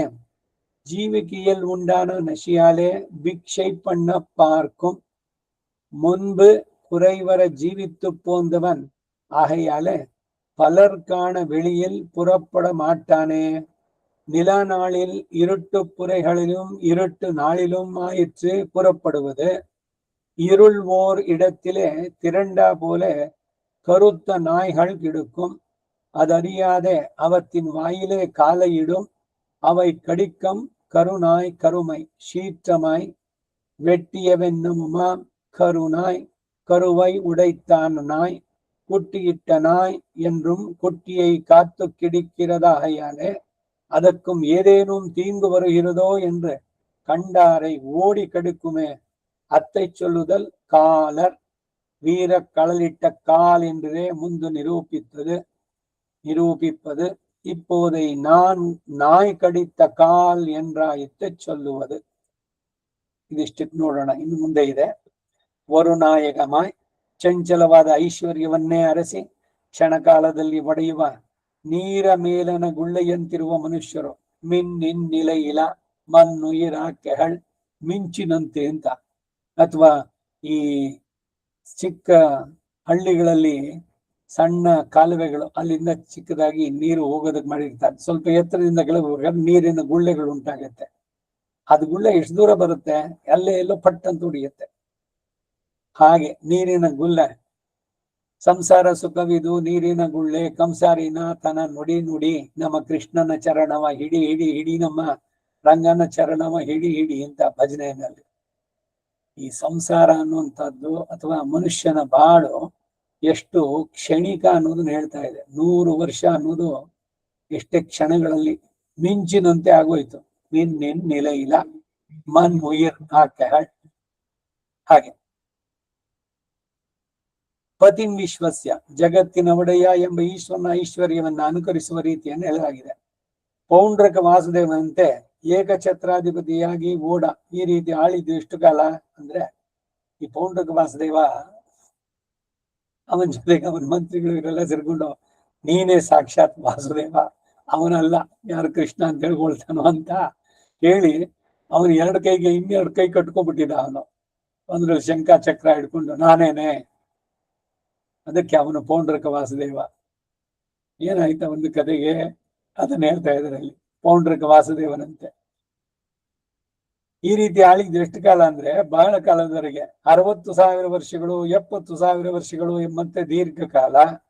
ಈ ರೀತಿ ಬಹುಕಾಲ ಆಳುವುದು ಎಷ್ಟು ಪ್ರದೇಶವನ್ನ ಅಂದರೆ ಉಲಹು ಸಾಗರದಿಂದ ಸುತ್ತುವರೆದ ಸಮಸ್ತ ಭೂಮಂಡಲವನ್ನು ಮಾಂಧಾತು ಕ್ಷೇತ್ರ ಮುಚ್ಚತೆ ಎಂಬಂತೆ ಭೂಮಿ ಯಾವುದೋ ಒಂದು ಸಣ್ಣ ಭಾಗವನ್ನು ಆಳುವವರಂತೆ ಆಳೋದು. ಉಡನ ಆಂಡವರ್ ಈ ಹರವಿನಲ್ಲಿ ಒಂದಡಿಯೂ ಕೊರತೆ ಇಲ್ಲದಂತೆ ಆಳಿದವರು ಎಂದರ್ಥ. ಅಕಾರ್ಯ ಚಿಂತಾ ಸಮಕಾಲಮೇವ ಪ್ರಾದುರ್ಭವನ್ ಚಾಪದರ ಪುರಸ್ತಾತ್ ಎಂಬಂತೆ ಪಾಪ ಕಾರ್ಯವನ್ನು ಮನಸ್ಸಿನಲ್ಲಿ ಯೋಚಿಸಿದಾಗಲೇ ಅವರ ಮುಂದೆ ಧನುರ್ಧಾರಿಯಾಗಿ ನಿಂತು ತಪ್ಪಿಸುತ್ತಿದ್ದಂತಹ ಕಾರ್ತಿವೀರ್ಯಾರ್ಜುನಾದಿಗಳಂತವರನ್ನು ಹೇಳುವಂತಹದ್ದು. ಈ ರೀತಿ ಏಕಛತ್ರಾಧಿಪತಿಗಳಾಗಿ ಬಹುಕಾಲ ಪ್ರಪಂಚವನ್ನು ಆಳಿದವರು ಮುಂದೇನ್ ಮಾಡ್ತಾರೆ ಅಂತ ಅಂದ್ರೆ, ರಾಜ್ಯಂ ನಾಮ ಮಹಾವ್ಯಾಧಿ ಅಚಿಕಿತ್ಸ್ಯೋ ವಿನಾಶನಃ ಭ್ರಾತರಂ ವಾ ಸುತಂ ವಾಪಿ ತ್ಯಜಂತಿ ಖಲು ಭೂಮಿಪಃ. ರಾಜ್ಯವನ್ನಾಳುವ ಆಶೆ ಎಂಬುದು ದೊಡ್ಡ ರೋಗ, ಅದು ಚಿಕಿತ್ಸೆ ಇಲ್ಲ, ನಾಶವೂ ಇಲ್ಲ. ಈಗ ನೋಡೋದಲ್ಲ ಪರಿಸ್ಥಿತಿ. ಬಂದಿದ ತಕ್ಷಣ 2.5 ವರ್ಷ ಆಗಿದ ತಕ್ಷಣ ಬಿಟ್ಕೊಡ್ಬೇಕಾಗಿತ್ತು, ಬಿಟ್ಕೊಟ್ರು. ಅಲ್ಲಿ ಮೇಲಿಂದ ಬಂದು ಎಲ್ಲ ಆದ್ಮೇಲೆನೆ ಇಲ್ಲ ಇಲ್ಲ ನಾನು 5 ವರ್ಷ ಮಾಡ್ತೀನಿ, ನಾನು ಕೊಟ್ಟಿದೆ, ಹಾಗೆ ಹೀಗೆ. ಅದೇನ್ ಕುರ್ಚಿ ಕಟ್ಟೊಂದು ಅಂಟ್ಕೊಂಡಿರೋದು, ಇವ್ರಿಗೆಲ್ಲ ವಿವೇಕ ಇದೆಯಾ ಅಂತ. ಇಂಥವ್ರೇನೆ ಹಿಂದೆನೂ ಇದ್ದವರು. ಅದಕ್ಕಾಗಿ ಇಲ್ಲಿ ರಾಜ್ಯಂ ನಾಮ ಮಹಾವ್ಯಾಧಿ ಅಚಿಕಿತ್ಸೋ ವಿನಾಶನಃ, ಅದಕ್ಕೆ ಚಿಕಿತ್ಸೆ ಇಲ್ಲ, ನಾಶವೂ ಇಲ್ಲ. ರಾಜ್ಯಕ್ಕಾಗಿ ಸಹೋದರನ ಮಕ್ಕಳನ್ನು ಕೂಡ ರಾಜರು ತ್ಯಜಿಸಲು ಸಿದ್ಧರಿರ್ತಾರೆ. ಈ ದಾಯಾದಿ ಕಲಹ ಆಗಿದ್ಯಾಕೆ? ಯಾರ ಮಕ್ಕಳು ರಾಜ್ಯವಾಳಿದ್ರು? ಪಾಂಡವರ ಮಕ್ಕಳ, ಕೌರವರ ಮಕ್ಕಳ? ದಿಕ್ಕವರಿಗವರವರೇ ಅಂತ ಹೇಳದಂತೆ. ರಾಜ್ಯದ ಇದು ಈಗ ಸೋಮವಾರ ಮಂಗಳವಾರದ ಇದೆಯಲ್ಲ, ಯಾವುದು ಯುಧಿಷ್ಠನಿಗೆ ಭೀಷ್ಮನ ಉಪದೇಶ, ಅದ್ರಲ್ಲಿ ರಾಜನಾದವನು ಎಷ್ಟು ಎಚ್ಚರಿಕೆಯಿಂದ ಇರ್ಬೇಕು ಅಂದ್ರೆ, ಅವನ ಜೊತೆನಲ್ಲಿರೋರೇನೆ ತಾವು ಆಧಿಪತ್ಯವನ್ನ ತಗೊಳ್ಬೇಕು ಅಂತ. ಚರಿತ್ರೆಯಲ್ಲಿ ಹೀಗೆ ಅವ್ನು ಮಲಗಿದ್ದಾಗ ಅವನ್ನ ಈಗ ಕಂಸ ಮಾಡಿದ್ದು, ಅವ್ರ ಅಪ್ಪನ್ನೇ ತೆಗೆದ ಜೈಲ್ಗೆ ಹಾಕ್ಬಿಟ್ಟು ನಾನೇ ರಾಜ ಅಂತ ಡಿಕ್ಲೇರ್ ಮಾಡ್ಕೊಂಡಿದ್ದು. ಎಷ್ಟು ಬೇಕು ಈ ತರದ ಉದಾಹರಣೆಗಳು ಇತಿಹಾಸದಲ್ಲಿ? ಬೇಕಾದಷ್ಟು. ಅಂದ್ರೆ ಆ ರಾಜ್ಯದ ದಾಹ, ಅಧಿಕಾರದ ಮದ, ಆ ದಾಹ, ಅವುಗಳು ಯಾರು ಕೂಡ ಬಿಡೋದಿಲ್ಲ. ರಾಜ್ಯಕ್ಕಾಗಿ ಸಹೋದರನನ್ನ ಮಕ್ಕಳನ್ನ ಕೂಡ ರಾಜರು ತ್ಯಜಿಸಲು ಸಿದ್ಧರಿರ್ತಾರೆ ಎಂಬಂತೆ ಅವನ್ನ ಕಳೆದುಕೊಂಡು ದುಃಖಿಸ್ತಾರೆ ಎಂದು ಮುಂದಿನ ಭಾಗದಲ್ಲಿ ಪ್ರತಿಪಾದಿಸ್ತಾರೆ. ಈ ನನ್ನ ಮಿತ್ರ ನಾರಾಯಣ ಸ್ವಾಮಿ ಅವರು ಬೆಂಗಾಲಿ ನಾಟಕಗಳನ್ನ ಕನ್ನಡಕ್ಕೆ ಮಾಡಿದ್ರು. ಬಹಳ ಹಿಂದೆ ಯಾವಾಗಲೂ ಒಂದ್ಸಲಿ ಇದನ್ನ ಹೇಳಿದ್ದೆ ನಾನು. ರವೀಂದ್ರ ಕಲಾಕ್ಷೇತ್ರದಲ್ಲಿ ನಾಟಕಗಳನ್ನೆಲ್ಲ ಪ್ರದರ್ಶನ ಆಯಿತು. ಅದರಲ್ಲಿ ಮಾನವ ಜನ್ಮ ದೊಡ್ಡದು ಅಂತ. ಏನು ಮಾನವ ಜನ್ಮ ಅಂತಂದ್ರೆ, ಅದರಲ್ಲಿ ಬರೀತಾರೆ, ಇವರೆಲ್ಲ ಈಗಿನ ಸರ್ಕಾರದಂತೆ ಎಲ್ಲ ಆಗಿ ಕಾಡಿನನ್ನು ಕಡಿದು ಬಿಟ್ಟೆಲ್ಲ ಮಾಡಿಬಿಟ್ಟು ಮನೆಗಳನ್ನು ಕಟ್ಟೋದು, ಇದೆಲ್ಲ ಸಮತಟ್ಟು ಮಾಡಿ ಎಲ್ಲ ಮಾಡ್ತಾ ಇದ್ದಾರೆ. ಅದಕ್ಕಾಗಿ ಕಾಡಿನಿಂದ ಒಂದು ಇದು ರೆಪ್ರೆಸೆಂಟೇಷನ್, ಪ್ರತಿನಿಧಿಗಳಾಗಿ ಒಂದು ಆನೆ, ನರಿ, ಸಿಂಹ ಇವುಗಳೆಲ್ಲ ಈ ಯಾರ ರಾಜ ಇದ್ನೋ ಅವನ ಹತ್ರಕ್ಕೆ ಬರುತ್ತೆ. ಹೇಗಿನ ಮಿನಿಸ್ಟ್ರು, ಯಾರು ಚೀಫ್ ಮಿನಿಸ್ಟರ್ ಹತ್ರ. ಅವೆಲ್ಲ ಬಂದಾಗ ಇವುಗಳು ಎಲ್ಲ ಒಂದು ಜೊತೆಗೆ ಬಂದಿದ್ದಾರೆ. ಇವರೆಲ್ಲ ಇದನ್ನು ಕೊಡೋದಕ್ಕೆ ಏನ್ ಬಂದಿದ್ದಾರೆ ಪ್ರತಿಭಟನೆಗೆ ಅಂತಂದಾಗ, ಇವನಿಗೆ ತನ್ನ ಕುರ್ಚಿಯಲ್ಲಿ ಹೋಗ್ಬಿಡುತ್ತೋ ಅಂತ ಹೇಳಿ ಅವನು ತನ್ನ ಮಗಳನ್ನೇನೆ ಅವರಿಗೆ ಆಫರ್ ಮಾಡ್ತಾನೆ. ಆ ಪ್ರಾಣಿಗಳು ಹೇಳುತ್ತೆ, ಅಯ್ಯೋ ಮನುಷ್ಯ ಇಷ್ಟು ನೀಚ ಮಟ್ಟಿಗೆ ಹೇಳಿತಾನ, ಅವನ ಕುರ್ಚಿ ಭದ್ರವಾಗಬೇಕು ಅಂತ ಹೇಳಿ ತನ್ನ ಸ್ವಂತದವರನ್ನೇ ಬಿಟ್ಕೊಟ್ಬಿಡೋದು ಅಲ್ಲಿ ಅಂತ. ಮನುಷ್ಯ ಎಷ್ಟು ಕೆಳಮಟ್ಟಕ್ಕೆ ಇಳಿಬಲ್ಲ ಅಂತ ಪ್ರಾಣಿಗಳ ಬಾಯಿನಲ್ಲಿ ಹೇಳಿಸ್ತಾರ ಅಲ್ಲಿ. ಹೀಗೆ ಬರುವಂತಹದ್ದು. ಹೀಗೆ ಈ ರಾಜ್ಯವನ್ನ ಆಳೋ ಆಸೆ, ಅದನ್ನ ಇಲ್ಲಿ ಅವರು ರಾಜರು ತ್ಯಜಿಸಲು ಸಿದ್ಧರಿರ್ತಾರೆ ಎಂಬಂತೆ ಎಲ್ಲರನ್ನು, ತನ್ನ ಬಂಧುಗಳು, ಎಲ್ಲ ಮಕ್ಕಳು, ಪ್ರತಿಯೊಬ್ಬರನ್ನು ಕೂಡ ಮುಂದಿನ ಭಾಗದಲ್ಲಿ ಪ್ರತಿಪಾದಿಸ್ತಾರೆ. ಕರುನಾಯ್ ಕವರ್ಂದ ಕಾಲರ್. ಈ ರೀತಿ ಹಲವು ಕಾಲ ಗೌರವದಿಂದ ಬಾಳಿ ಬದುಕಿದವನು ದುರ್ಗತನಾಗಿ ಜೀವಿಸೋದು ಎಂತು? ಒಂದು ದಿನ ಉಪವಾಸ ಇರೋಣ ಎಂದು ಇರಲಾರ್ನಲ್ಲ, ಜೀವಿಸುವುದರಲ್ಲಿ ಆಸಕ್ತಿಯಿಂದ ಭಿಕ್ಷೆ ಬೇಡಲು ತೊಡುತ್ತಾನೆ. ಹೊಟ್ಟೆ ಕೇಳುತ್ತೇನು ಸುಮ್ನೆ ಕೂತ್ಕೊಂಡಿದ್ರೆ, ರಾಜ ನಾನು ಹೇಗೆ ಹೋಗಿ ಕೇಳಲಿ ಅಂತ. ಮೊದಲು ಗೌರವದಿಂದ ಬಾಳಿದವನಾದ್ದರಿಂದ ಹಲವರು ನೋಡುವಂತೆ ಹೊರಗೆ ಹೊರಡನಾರಲ್ವೇ, ಎಲ್ಲರ ಮುಂದೆ ಕೇಳೋದಕ್ಕೆ ಮರ್ಯಾದೆ. ಅದಕ್ಕಾಗಿ ಏನು ಅಂದರೆ, ರಾತ್ರಿನಲ್ಲಿ ಒಂದ್ ಕಂಬಳಿ ಹೊತ್ಕೊಂಡು ಯಾರೋ ಭಿಕ್ಷೆಗೆ ಬರ್ತಾ ಇದ್ದಾನೆ ಅಂತ ರಾಜ ಅಂತ ಗೊತ್ತಾಗ್ಬಾರ್ದು, ಮರ್ಯಾದೆ ಹೋಗ್ಬಿಡುತ್ತೆ. ಅದಕ್ಕಾಗಿ ಬೆಳದಿಂಗಳ ರಾತ್ರಿಯಲ್ಲಿ ಕತ್ತಲೆ ಇರುವ ಕಡೆಗಳಲ್ಲಿಯೋ, ಕತ್ತಲು ಕವಿದಿರುವ ರಾತ್ರಿಗಳಲ್ಲೋ ಅವನು ನಿಧಾನಾಗಿ ಹೊರಗಡೆ ಹೊರಡ್ತಾನೆ. ಕತ್ತಲೆ ಎಲ್ಲ ಒಂದೆಡೆ ಸೇರಿರುವಂತೆ ಕಪ್ಪಾದ ನಾಯಿಗಳು ಒಂದ್ ಕಡೆ ಮಲಗಿವೆ. ಅದು ತಿಳಿಯದೆ ಅವುಗಳ ಬಾಯಲ್ಲೇ ಕಾಲಿಡ್ತಾನೆ, ಅವು ಕಚ್ಚುತ್ತವೆ. ಕರುನಾಯ್ ಕರುಮೈ ಕೋಪ, ಕೋಪದಿಂದ ಕ್ರೂರವಾದದ್ದು ಎಂದರ್ಥ. ಕರುನಾಯ್ ಕರುವಿನಿಂದ ಕೂಡಿದ ನಾಯಿ ಇನ್ನೊಂದರ್ಥ ನೋಡಿ. ಈ ನಾಯಿಗಳು ಸುಮ್ಮನೆ ಇರುವಂತ ನಾಯಿಗಳು ಬೇರೆ, ಅದ್ರಲ್ಲೂ ಮರಿ ಹಾಕಿರುವಂತ ನಾಯಿ ಇದೆಯಲ್ಲ, ಆ ತಾಯಿ ನಾಯಿ ತನ್ನ ನಾಯಿ ಮರಿಗಳಿಗೆ ಎಲ್ಲಿ ತೊಂದರೆ ಮಾಡ್ತಾನೋ ಅಂತ ಅದು ಬಹಳ ಬೇಗ ಮೇಲೆ ಬೀಳುತ್ತೆ ಜೋರಾಗಿ. ಹಾಗೆ ಮರಿ ಹಾಕಿರುವ ನಾಯಿ, ಆ ಮರಿಯನ್ನ ಕಾಯುತ್ತಿರುವ ನಾಯಿ, ಆದ್ದರಿಂದ ಅದಕ್ಕೇನಾದ್ರೂ ಒದಗುವುದು ಎಂದು ಆಪತ್ತು ಒದಗುತ್ತು ಅಂತ ಹೇಳಿ ಕಂಡವರನ್ನೆಲ್ಲ ಓಡಿ ಓಡಿ ಅದು ಕಚ್ಚುತ್ತೆ. ಅದನ್ನು ಹೇಳಿದೆ ಇಲ್ಲಿ. ಕಾಲರ್ ವೀರರು ಧರಿಸುವ ಕಾಲ್ಬಳೆಯುಳ್ಳಂತ ಕಾಲು ಎಂದು ಮೊದಲು ಹೇಳ್ತಾ ಇದ್ದಿದ್ದು, ಈಗ ನಾಯಿ ಕಚ್ಚಿದ ಕಾಲು ಅಂತ. ಕಾಲಿಗೆ ದೊಡ್ಡ ಕಡಗಗಳನ್ನ ಹಾಕೊಳ್ತಾ ಇದ್ರು ಇವರು, ಪರಾಕ್ರಮ ಶೌರ್ಯ ಇದಕ್ಕೆಲ್ಲ. ಈಗೇನು ಅಂತಂದ್ರೆ ಎಲ್ಲ ಕಳ್ಕೊಂಡು ಕತ್ತಲಲ್ಲಿ ತಾನು ರಾಜ ಅನ್ನೋದನ್ನ ತೋರಿಸ್ಬಾರ್ದು ಅಂತ ಮುಖ ಎಲ್ಲ ಮುಚ್ಕೊಂಡು ಕಂಬಳಿನಲ್ಲಿ ಹೋಗ್ಲಿ. ಚಿನ್ನದ ತಟ್ಟೆ ಇದೆಯೋ ಕೈನಲ್ಲಿ, ಎಲ್ಲೋ ಕಾಡಿನಲ್ಲಿ ಹೊತ್ಕೊಂಡಿರೋದು. ಹಸುವಾಯ್ತು, ಹತ್ತಿರದಲ್ಲಿರುವಂತ ಇದಕ್ ಬರೋದು. ಅಲ್ಲಿ ಬರ್ಬೇಕಾದ್ರೆ ಯಾವ್ದೋ ಮಡಕೆ ಹೊಡೆದಾಗಿದ್ದ ಹಾಕಿ ಚೂರು ಇತ್ತು ಅಲ್ಲಿ, ಆ ಚೂರು ಮಡಕೆ ಚೂರು ಅದನ್ನೇ ತಟ್ಟೆಯಾಗಿ ಹಿಡ್ಕೊಂಡು ಬಂದು ನಾಯಿ ಹತ್ರ ಕಚ್ಚಿಸ್ಕೊಂಡು ಏನಾದ್ರು ಒಂಚೂರು ಕೊಡ್ತೀರಾ ತಿನ್ನೋಕೆ ಅಂತ ಕೇಳುವಂತ ಸ್ಥಿತಿ. ಶಿದಹಿಯ ಪಾನಯರ್ ಕಂಡ ಇಡಂ ಎಂಗುಂ ಪಳಿಂದು ಉಪಯೋಗ ಯೋಗ್ಯ ಮಂದಿಕ್ಕೆ ಒಹಟ್ಟು கிடந்தது ஒன்றை எடுத்துக்கொள்ளும். முன்பு போர்க்களத்திலே ஜீவித்தவன் இப்போது ஒருப்புத்தோடு கிடையாதபடி ஆயித்து. இட்டது உண்டாகில் ஒரு மூலையிலே கீழே போம்படி ஆயித்து இருப்பது பெரு நாடு காண. முன்பு பச்சை கொண்டு வந்தவர்கள் ஓர் ஆண்டு 6 மாசம் உள்ளும் போகப்பெறாதே ನಿಂದು ಉಳುವರவும் ಇತ್ತನೆಯಿರೆ. ಶಿದಹಿಯ ಪಾನೀಯರ್ ಕಂಡೆಲ್ಲ ಛಿದ್ರವಾಗಿ ಯಾವ ಉಪಯೋಗಕ್ಕೂ ಬಾರದ ಒಂದು ಎಸೆದಿದ್ದ ಮಡಿಕೆ ಒಡಚೂರನ್ನೇ ಎತ್ತಿಕೊಳ್ಳುತ್ತಾನೆ. ಮೊದಲು ಚಿನ್ನದ ಬಟ್ಟಲಿನಲ್ಲಿ ಉಂಡು ಜೀವಿಸಿದವನು ಈಗ ಒಂದು ಹೊಸ ಕಪಾಲವನ್ನು ಪಡೆಯಲಾರದ ಸ್ಥಿತಿ. ಒಂದು ತಟ್ಟೆ, ಚಿನ್ನದ ತಟ್ಟೆ ಎಲ್ಲಿ ಸಿಗಬೇಕು? ಯಾರಾದರೂ ಭಿಕ್ಷೆ ನೀಡಿದ್ರೆ ಒಂದು ಮೂಲೆಯಲ್ಲಿ ಚೆಲ್ಲಿ ಹೋಗುವಂತಿದೆ, ಅಪೂರ್ಣವಾಗಿಯೂ ಇಲ್ಲ. ಅದು ಒಂದ್ ಕಡೆ ಒಡೆದೋಗಿದೆ, ಚೂರಾಗಿದೆ ಮಡಿಕೆ ಚೂರು. ಇವನಲ್ಲಿರುವ ಕಪಾಲ ಮಡಿಕೆ ಚೂರು, ಕಪಾಲ. ಪೆರುನಾಡು ಕಾಣ. ಮೊದಲು ಕಪ್ಪ ಕಾಣಿಕೆಗಳನ್ನು ತೆಗೆದುಕೊಂಡು ಬಂದವರು 6 ತಿಂಗಳ ಒಳಗೆ ಬರಲು ಅವಕಾಶ ಸಿಕ್ಕಿದ ಬಾಗಿಲಲ್ಲೇ ನಿಂತು ಇವಾಗ ಉಣಗ್ತಾ ಇದ್ದಾರಷ್ಟೇ. ಇನ್ನು ಸ್ವಲ್ಪ ದೊಡ್ಡದಿದೆ, ಈ ಜಾಗದಲ್ಲಿ ನಿಲ್ಸ್ಕೊಂಡಿರೋಣ. ವರುನಾಯಕ ಮಾಯ್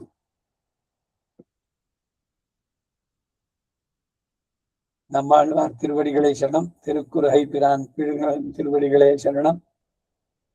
கவிதார்க்கிக சிம்மாய கல்யாண குணசாலினே ஸ்ரீமதே வெங்கடேசாய வேதாந்த குரவே நமஹ. ಸರ್ವಂ ಶ್ರೀ ವಾಸುದೇವಾರ್ಪಣಮಸ್ತು. ನಮಸ್ಕಾರ ಮಾಮ. ನಮಸ್ಕಾರಂ